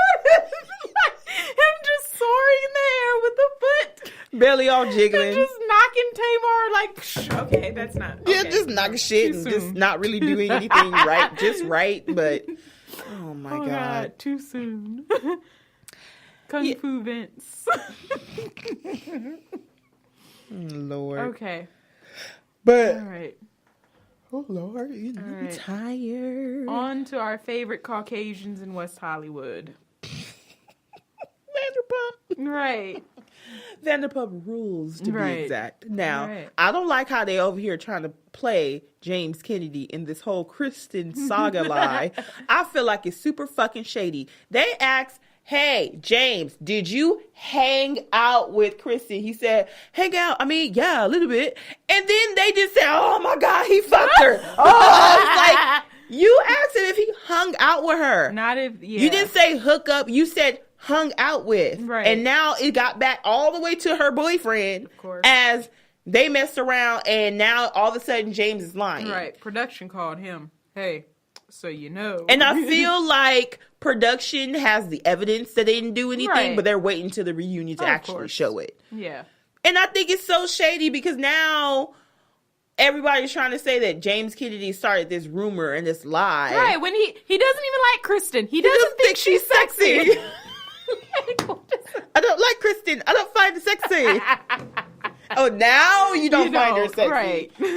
Such a lie. God. But Jax flipped his shit last week. Mm-hmm. I felt like he's having a mental breakdown. When is he not? This is probably just the worst one. I was just about to say. It's like he's always having some type of, but it's like, okay, he's having his issue with Brittany because he started this whole thing about Kristen and James because he wants to show that other people do dumb shit too. And so when everybody is like not responding to James as if it were him, it pisses him off. Yeah. He's like, why don't you talk to him? He's like, well, I mean, I am, but you need to calm down. Like, oh my God, you guys are just, everybody's talking about me and my business. And James over here, fuck Kristen. It's like, well, instead of I was like, well, that doesn't mean I can't be his friend anymore. Right. So simple. I was always just saying something. And he flips everybody off. Fuck you, fuck you, fuck you type shit. In Sir. Oh my God. While in front of Lisa. Oh my God. And she's like, I don't care. You need to leave. Like, get out. So. Get your poor ass out of my restaurant. Don't forget, I pay your bills. Right. And yeah, so that happened. And the next day, I'll get to Brittany in a second. The next day, Brittany hands him some coffee. Like, how do you feel? And he was like, well, I mean, I feel better. It's just like so much is going on. She's like, yeah, but you like flipped out on everybody, even though you're only like mad about one person. And it's like he's trying to just does what he usually does. Is like, yeah, I did some fucked up shit, but other people do fucked up shit too. But when they don't respond the way you wanted to, then you get mad, and then you go on these mental breakdowns like you be doing. You're too old for that. Your heart can't take it. You're 30. You're gonna have a heart attack. Like, calm down, old man. Right. You just need to chill out. I think he's like, I think the oldest one besides Jax is Kristen, and even those two have like 6 years apart. Yeah, because he's pushing 40. Yeah. On that birthday, he turned 38. So right now, he's pushing 39. Because that was filmed, some months ago. Yeah. And people might think I'm evil. And I even asked if I was evil. But Jax going to this Reiki instructor, I feel like, I want to say it's good, but I feel like it's full of shit. Only because he has gone to speak to a therapist before. Mm-hmm. And what happens is like he'll talk, notice the error of his ways, and try to be a better person. Before you know it, he's dealing with some other bullshit, cheating on some other bitch, and then trying to get in everybody else's business to start drama. Like, that's just, Jax has been like that for the last, 6 seasons of Vanderpump? Since the very beginning. So, this instructor pretty much told him, like, you're just with her because you want her to break up with you. Yeah. When you should just let her go because you know that you need to be a better person. And I laughed because I felt like it was kind of fucked up that Jax put her through all this shit. Right. Went through the ups and downs, the embarrassment of the recording and all that. And then you're laying in bed. He's like, we need to break up. Mm-hmm. It's like, you don't even get the opportunity to break up. He's telling you something that you should have known 6 months ago. Right. And it's like, she was like, well, he's like, well, things are just going on. I just feel like, we shouldn't be together. So what are you saying? Like, I feel like we need to, like, but how can you do this to me? How can you do this to me? I've done all this and I'll just stay by your side. And that's why you can't do all this for men. I've learned, sadly, and it sucks. But it's like, I did all this, and maybe had you would have left after you heard that recording. And that's the thing. It's like, the recording was just fuel on the fire. Yeah. Like, that honestly would have been my breaking point. He already cheated on you with a friend, a coworker that was supposed to be your friend, and unprotected, obviously, because there was a rumor like she thought she was pregnant, but she found out she wasn't.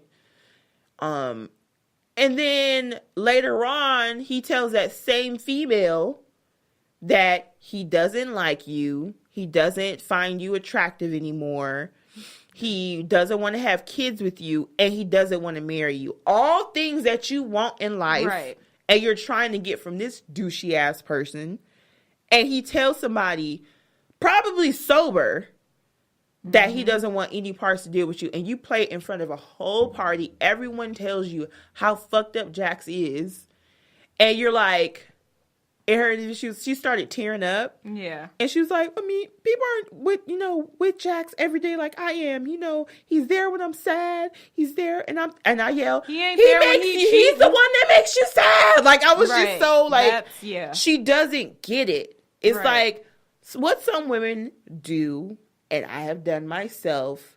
You put the good times too high up the pedestal or up the ladder more than the bad times. Because you want to say, well, the good times are good. But bitch, he cheated on you raw and talked shit about your looks after he pretty much got you the titties that he wanted. Right. Like, I don't see how you even want to stay with somebody who will talk shit about you behind your back to the person he fucked. Years, he still don't know what you want to do for a living. Nope. And just, it's so fucked up.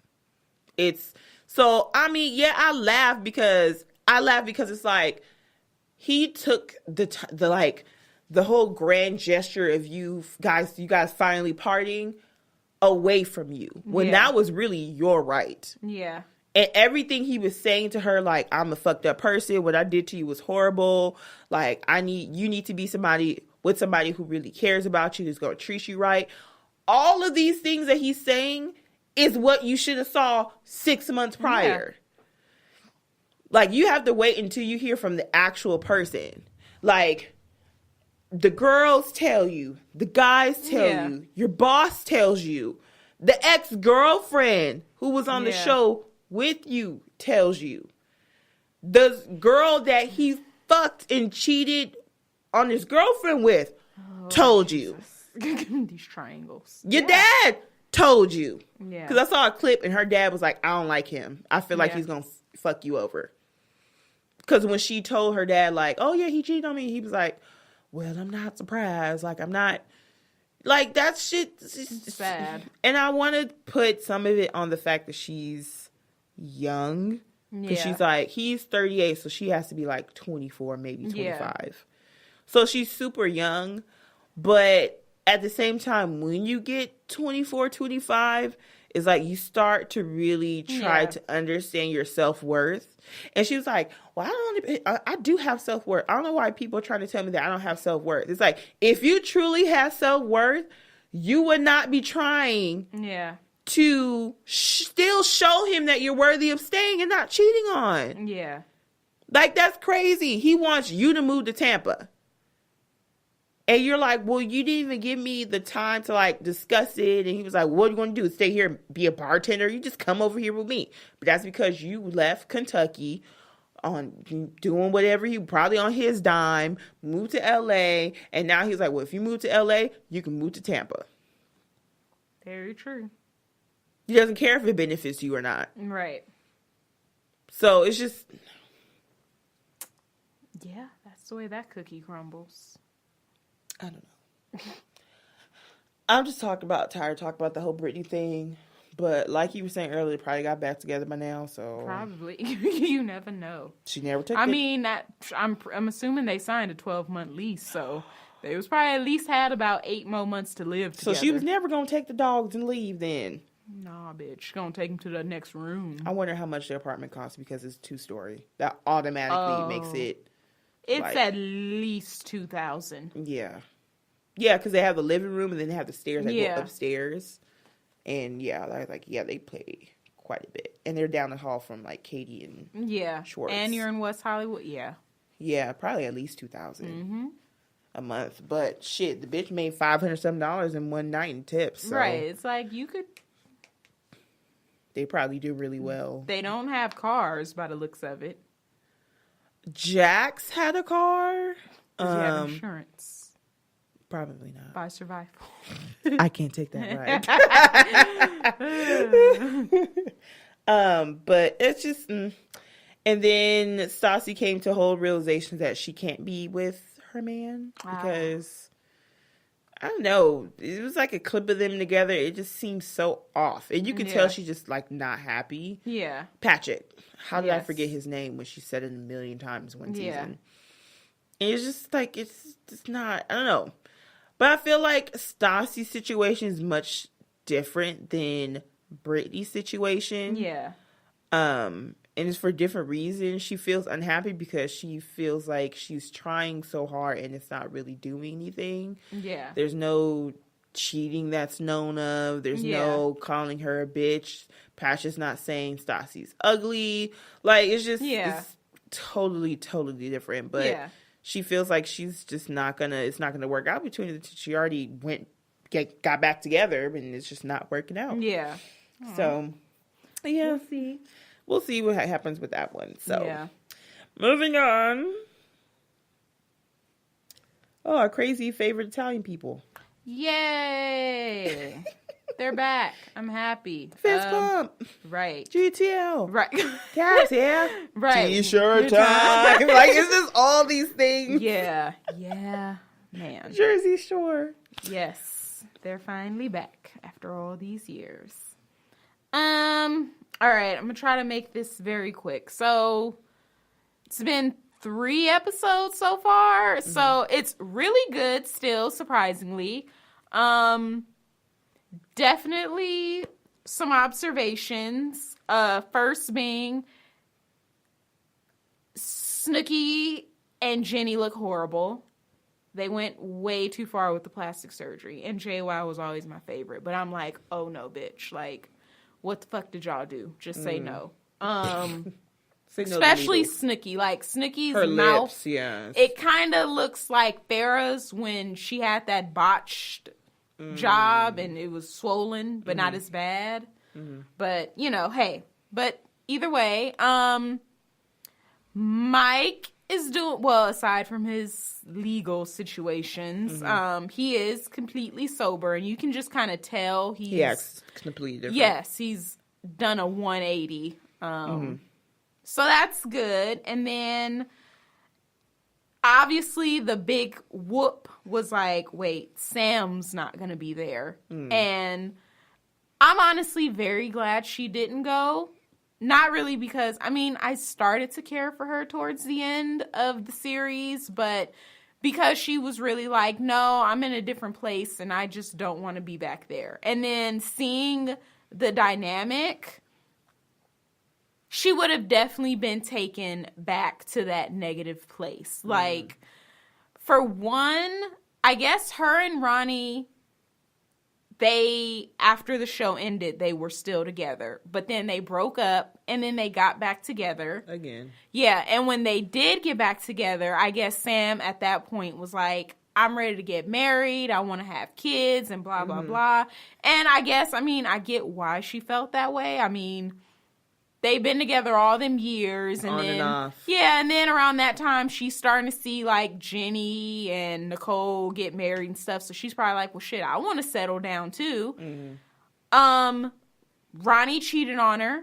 So that was her final breaking point where she was like, fuck no.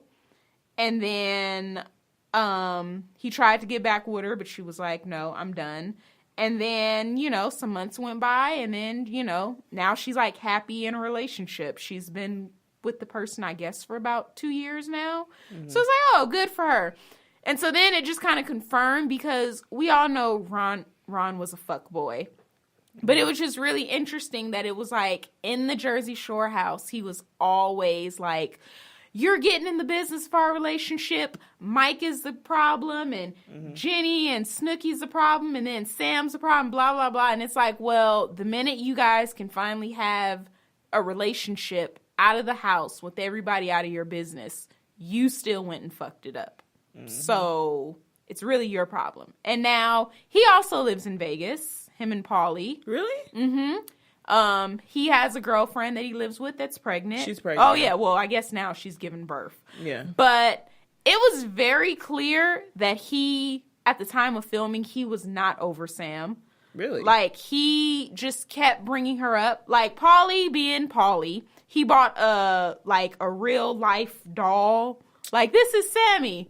And so, you know, but after, like, the first episode, the joke was over. But then... Yeah. He still kept bringing up Sam, and, like, Dina is like, no, like, that's my homegirl, so you're not going to sit here and just, like, talk shit about her. Like, you know. Yeah. You're not going to do that.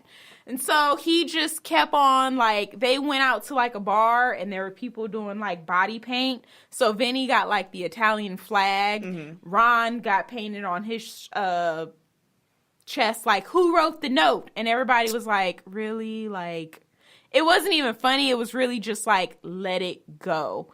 And then, like, he had got off the phone. His girlfriend called, and they had a conversation.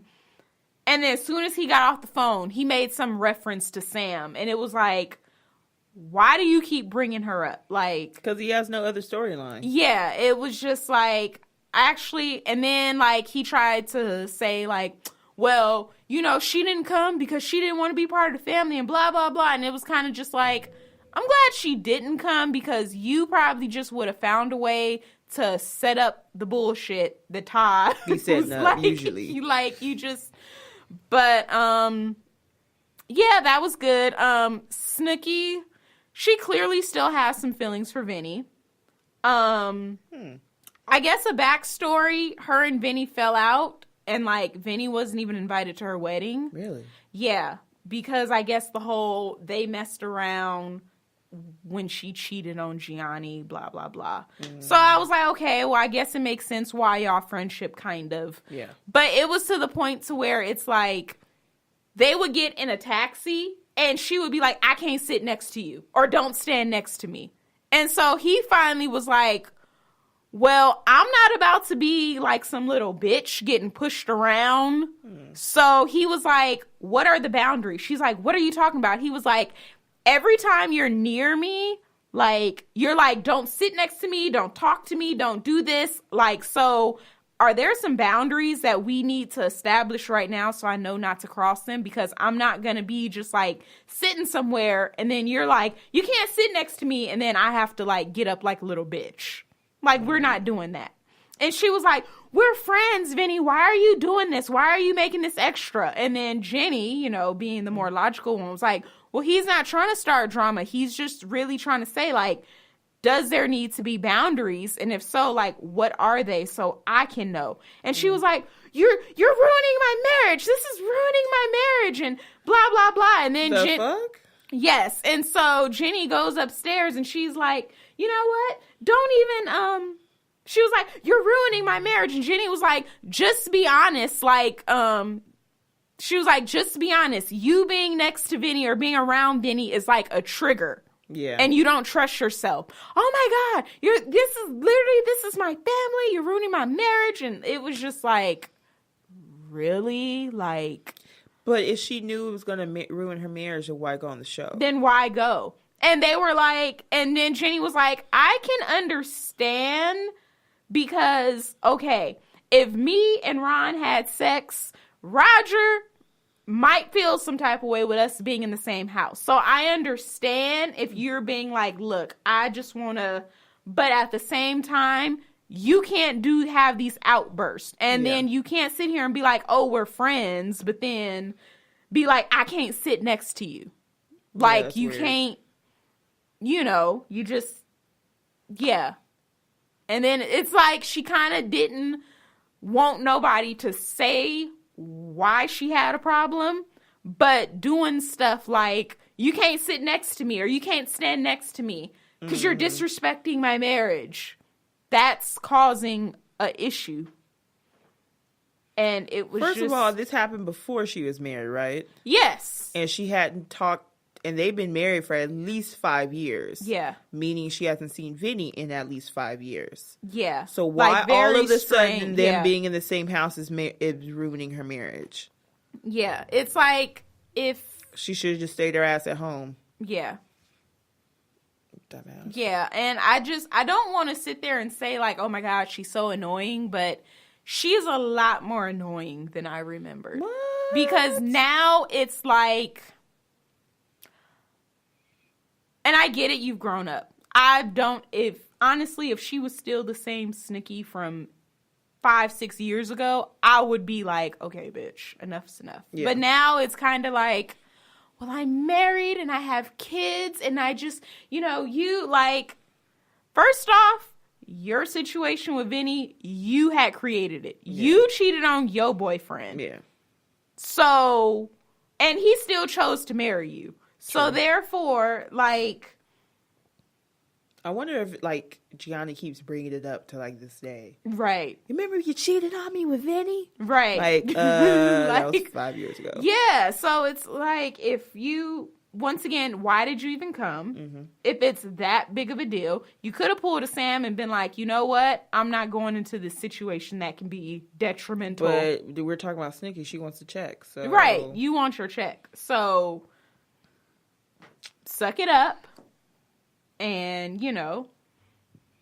And then Vinny was like, I'm not even doing anything. Vinny was like, I have a girlfriend too. I have a relationship that I'm respecting too. Like, I'm not even. So when I sit next to you, it's not even like, oh, I'm trying to get close. He was like, So he's not even single. And she's like, stay away from me like he's a vampire or something. And then when he's like, well, why do I need to stay away from you? You can't be doing this. It's like, you want to address it, but you don't want But to most of them it. are in committed relationships or marriages by now. Yeah. So I think all of them are actually, yeah.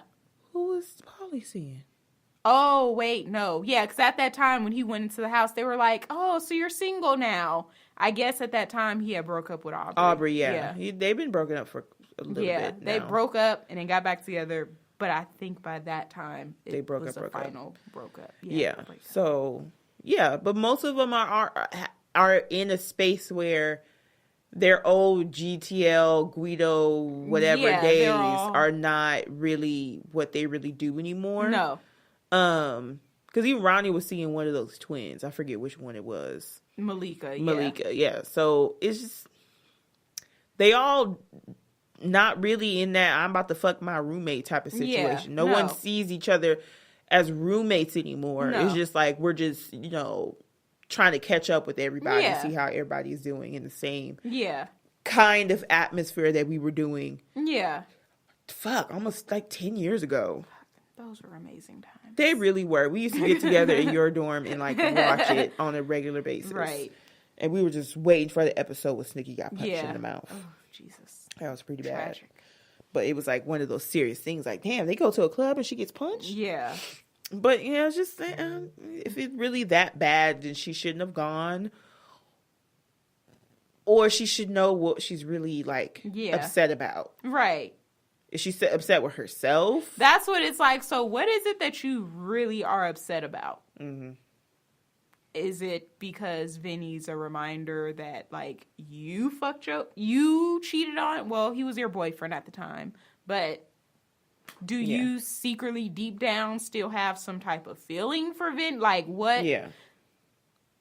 You know. Shit.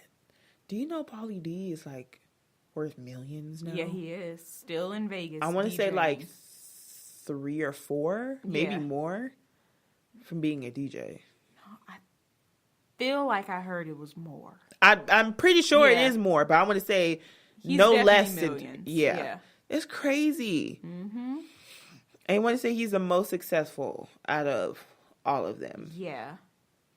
For him, that all they had to do was be casted on a little show called Jersey Shore. Yeah. I was talking to somebody about this. Little side note. I don't know. This might be towards the end, depending on where we're at with time.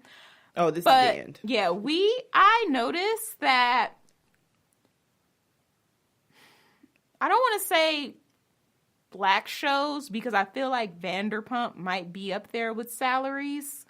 But, like, in the scope of reality shows, Black Ink and maybe Vanderpump, it looks as if they get paid, like, the absolute least in, like, reality TV.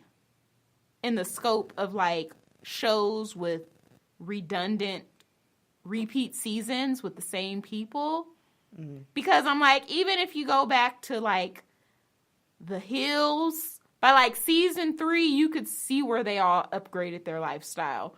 If you go to, like, even Basketball Wives, for the ones that were repeat, you could see where it's like, okay, there's an elevation in your paycheck. If you go to, like, just several, Jersey Shore, like, all of them, even when they live modest, they are all set for life. Even Dina. And then you watch shows like Black Ink that's been on for like 5 seasons. And I don't know his finances, but then you see like Walt can't even afford to keep his kids. And it's like, well, this, and with the exception of Sky, and then obviously Caesar, because these are all his shops. It's like, nobody really looks as if their life is like progressing financially. But I feel like that has to do more of how they use their money, though. That, which, yeah. But then, it's like... Because even Walt said himself, like, y'all know I never been real good with my money and my credit was shit. Like, that's what he said. Yeah. And Vanderpump, I feel like they spend their money on more different stuff. Just for example, Schwartz paid $50,000 cash for their wedding. Right. And then he also had $10,000 to put in to be partners with Lisa. Right. I feel like they spend their money. It might be because they're spending their money a different way. Right. Plus New York. Yeah. Do you know how much that rent is? Well, no, it's very expensive. I feel like it's just, I feel like if you were probably to put their contracts next to some other ones, I feel like in terms of money, they probably get paid the least. I feel like it might be like, let's say, for example, like Donna. Like, oh, Donna, you about to get $75,000 for this season. And it's like, oh, okay, cool. But you have to realize that's $75,000 for a year that you have to make last.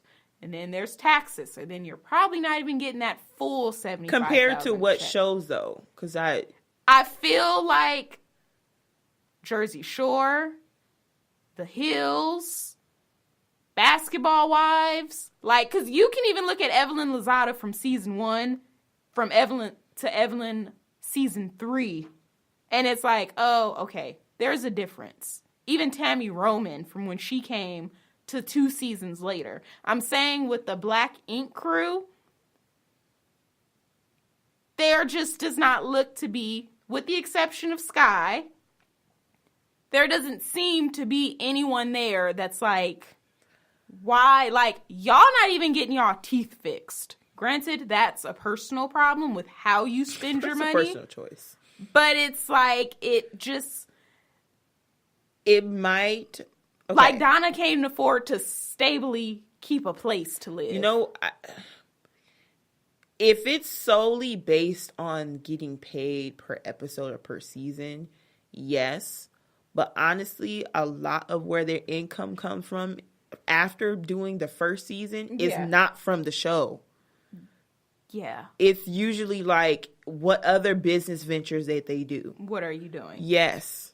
Because it's like you want to make sure that you expand your 15 minutes of fame. Yeah. And when it comes to like Vanderpump, Black Ink, what other show I feel like they wouldn't do that much outside? Bad Girls Club. Like, they don't do that much outside of the show. Mm-hmm. Even though, granted, Bad Girls Club was like, 1 season and done. But the only people who really made that shit turn into, like, decent money was, like, Tanisha and Natalie. Yeah. Those are the only 2 that you really think of when you think about Bad Girls Club and their lasting time. Right. So, they probably aren't... What other shit is Donna doing? Yeah. I don't think that they're really pay a lot for the seasons itself unless they're people who make or have some type of money already. Yeah.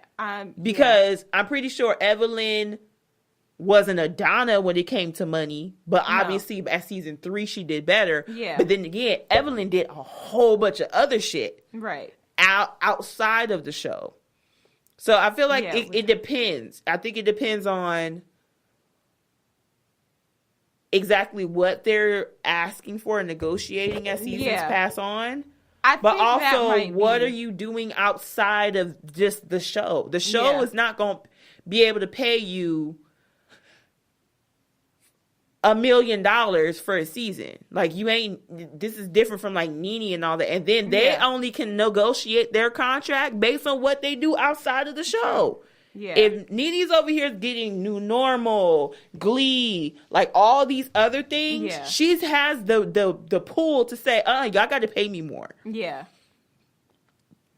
If Donna and them don't do anything outside the show, or Lala and them, they just do all this music but have no notoriety. Yeah. They can't really negotiate their contract all that much. Yeah.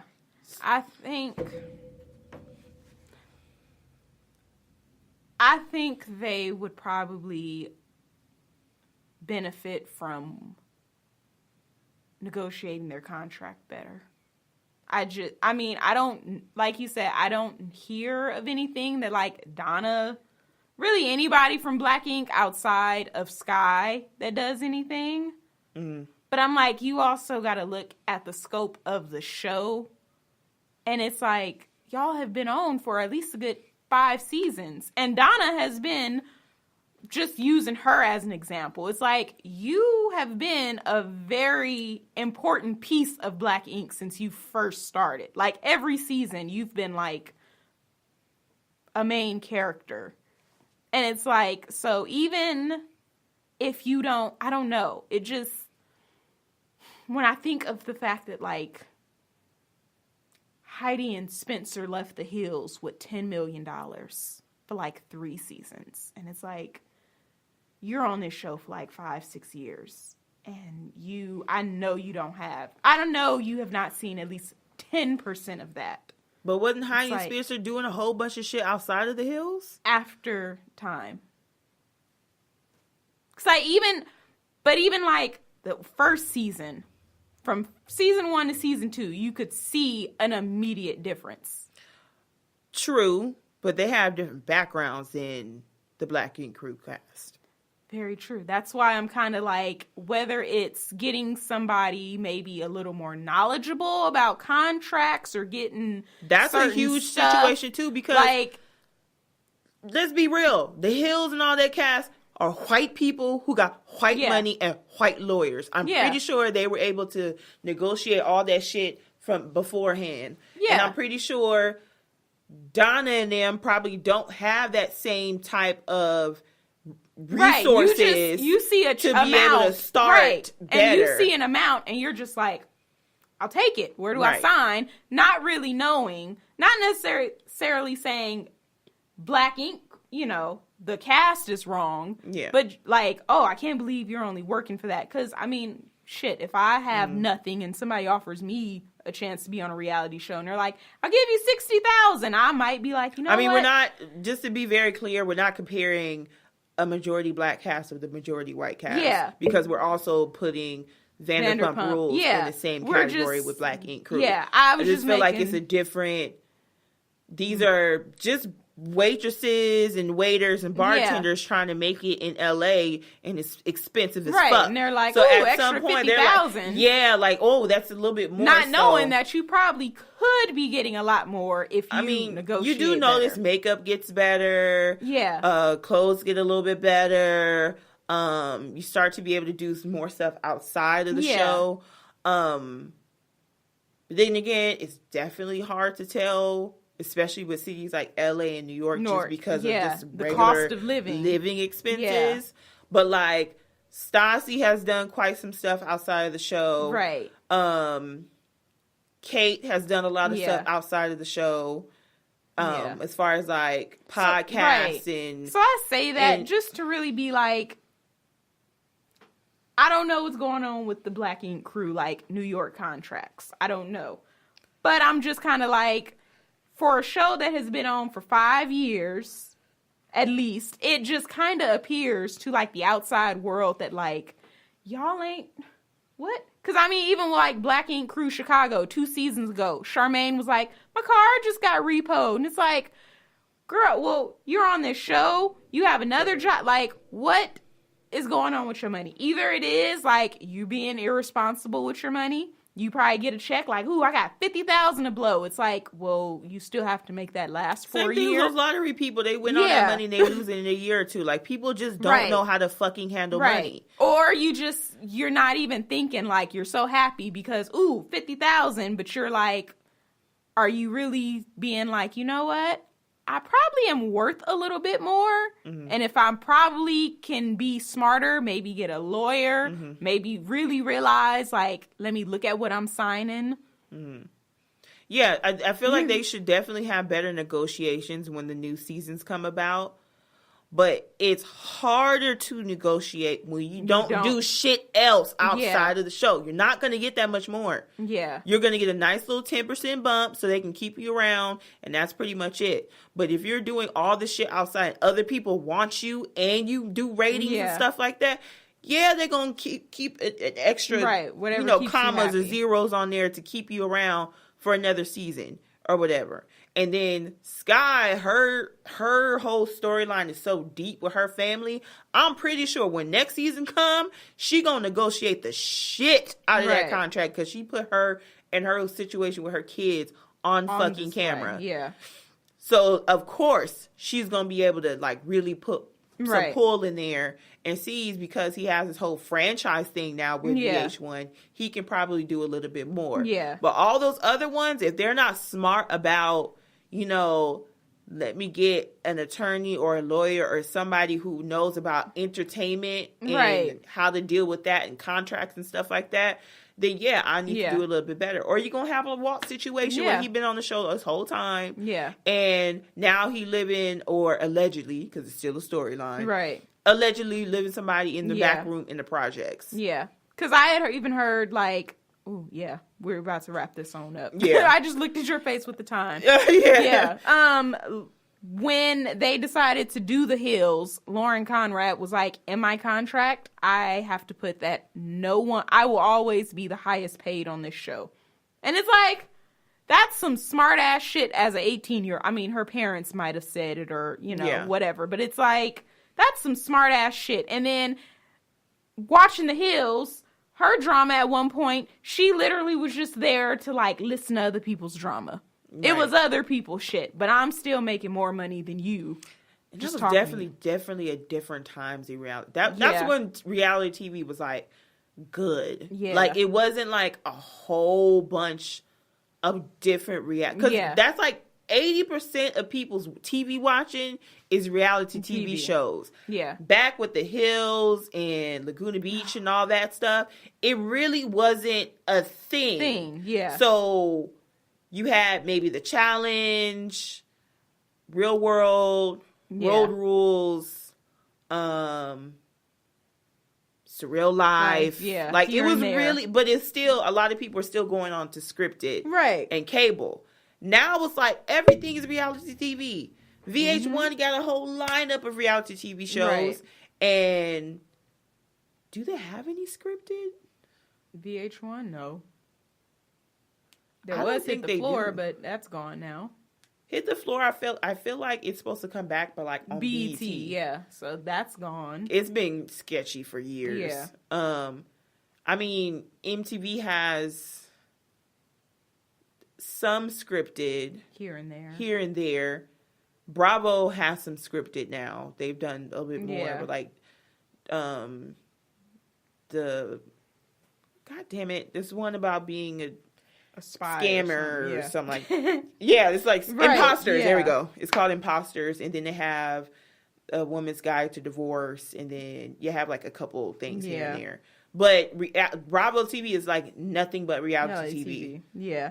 I just said that to say, like, you know, if you on this show putting your whole life out there, just make sure you are getting the maximum coinage that you are entitled to. Because that would really suck from like 4 years from now where you've been on reality TV for 9 years and you have absolutely nothing to show for it. No, that would suck balls.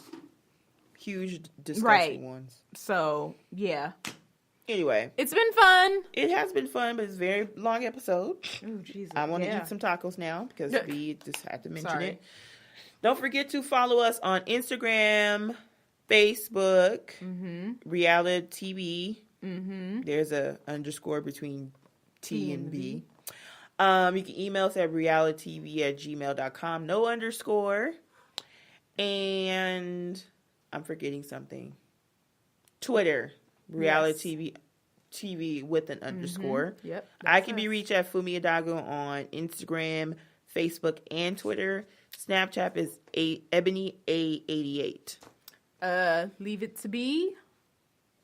Instagram and Facebook, Roberta Smith. Yep, straight and simple to the point. Oh yeah, and I'm sorry, but we're actually gonna really do the giveaway soon. I feel like we really skipped out on and we hit 350 a while ago. So we'll announce when we're going to actually do the giveaway and to enter it and all that stuff. And so we'll see you or talk to you next week. Bye. Hola.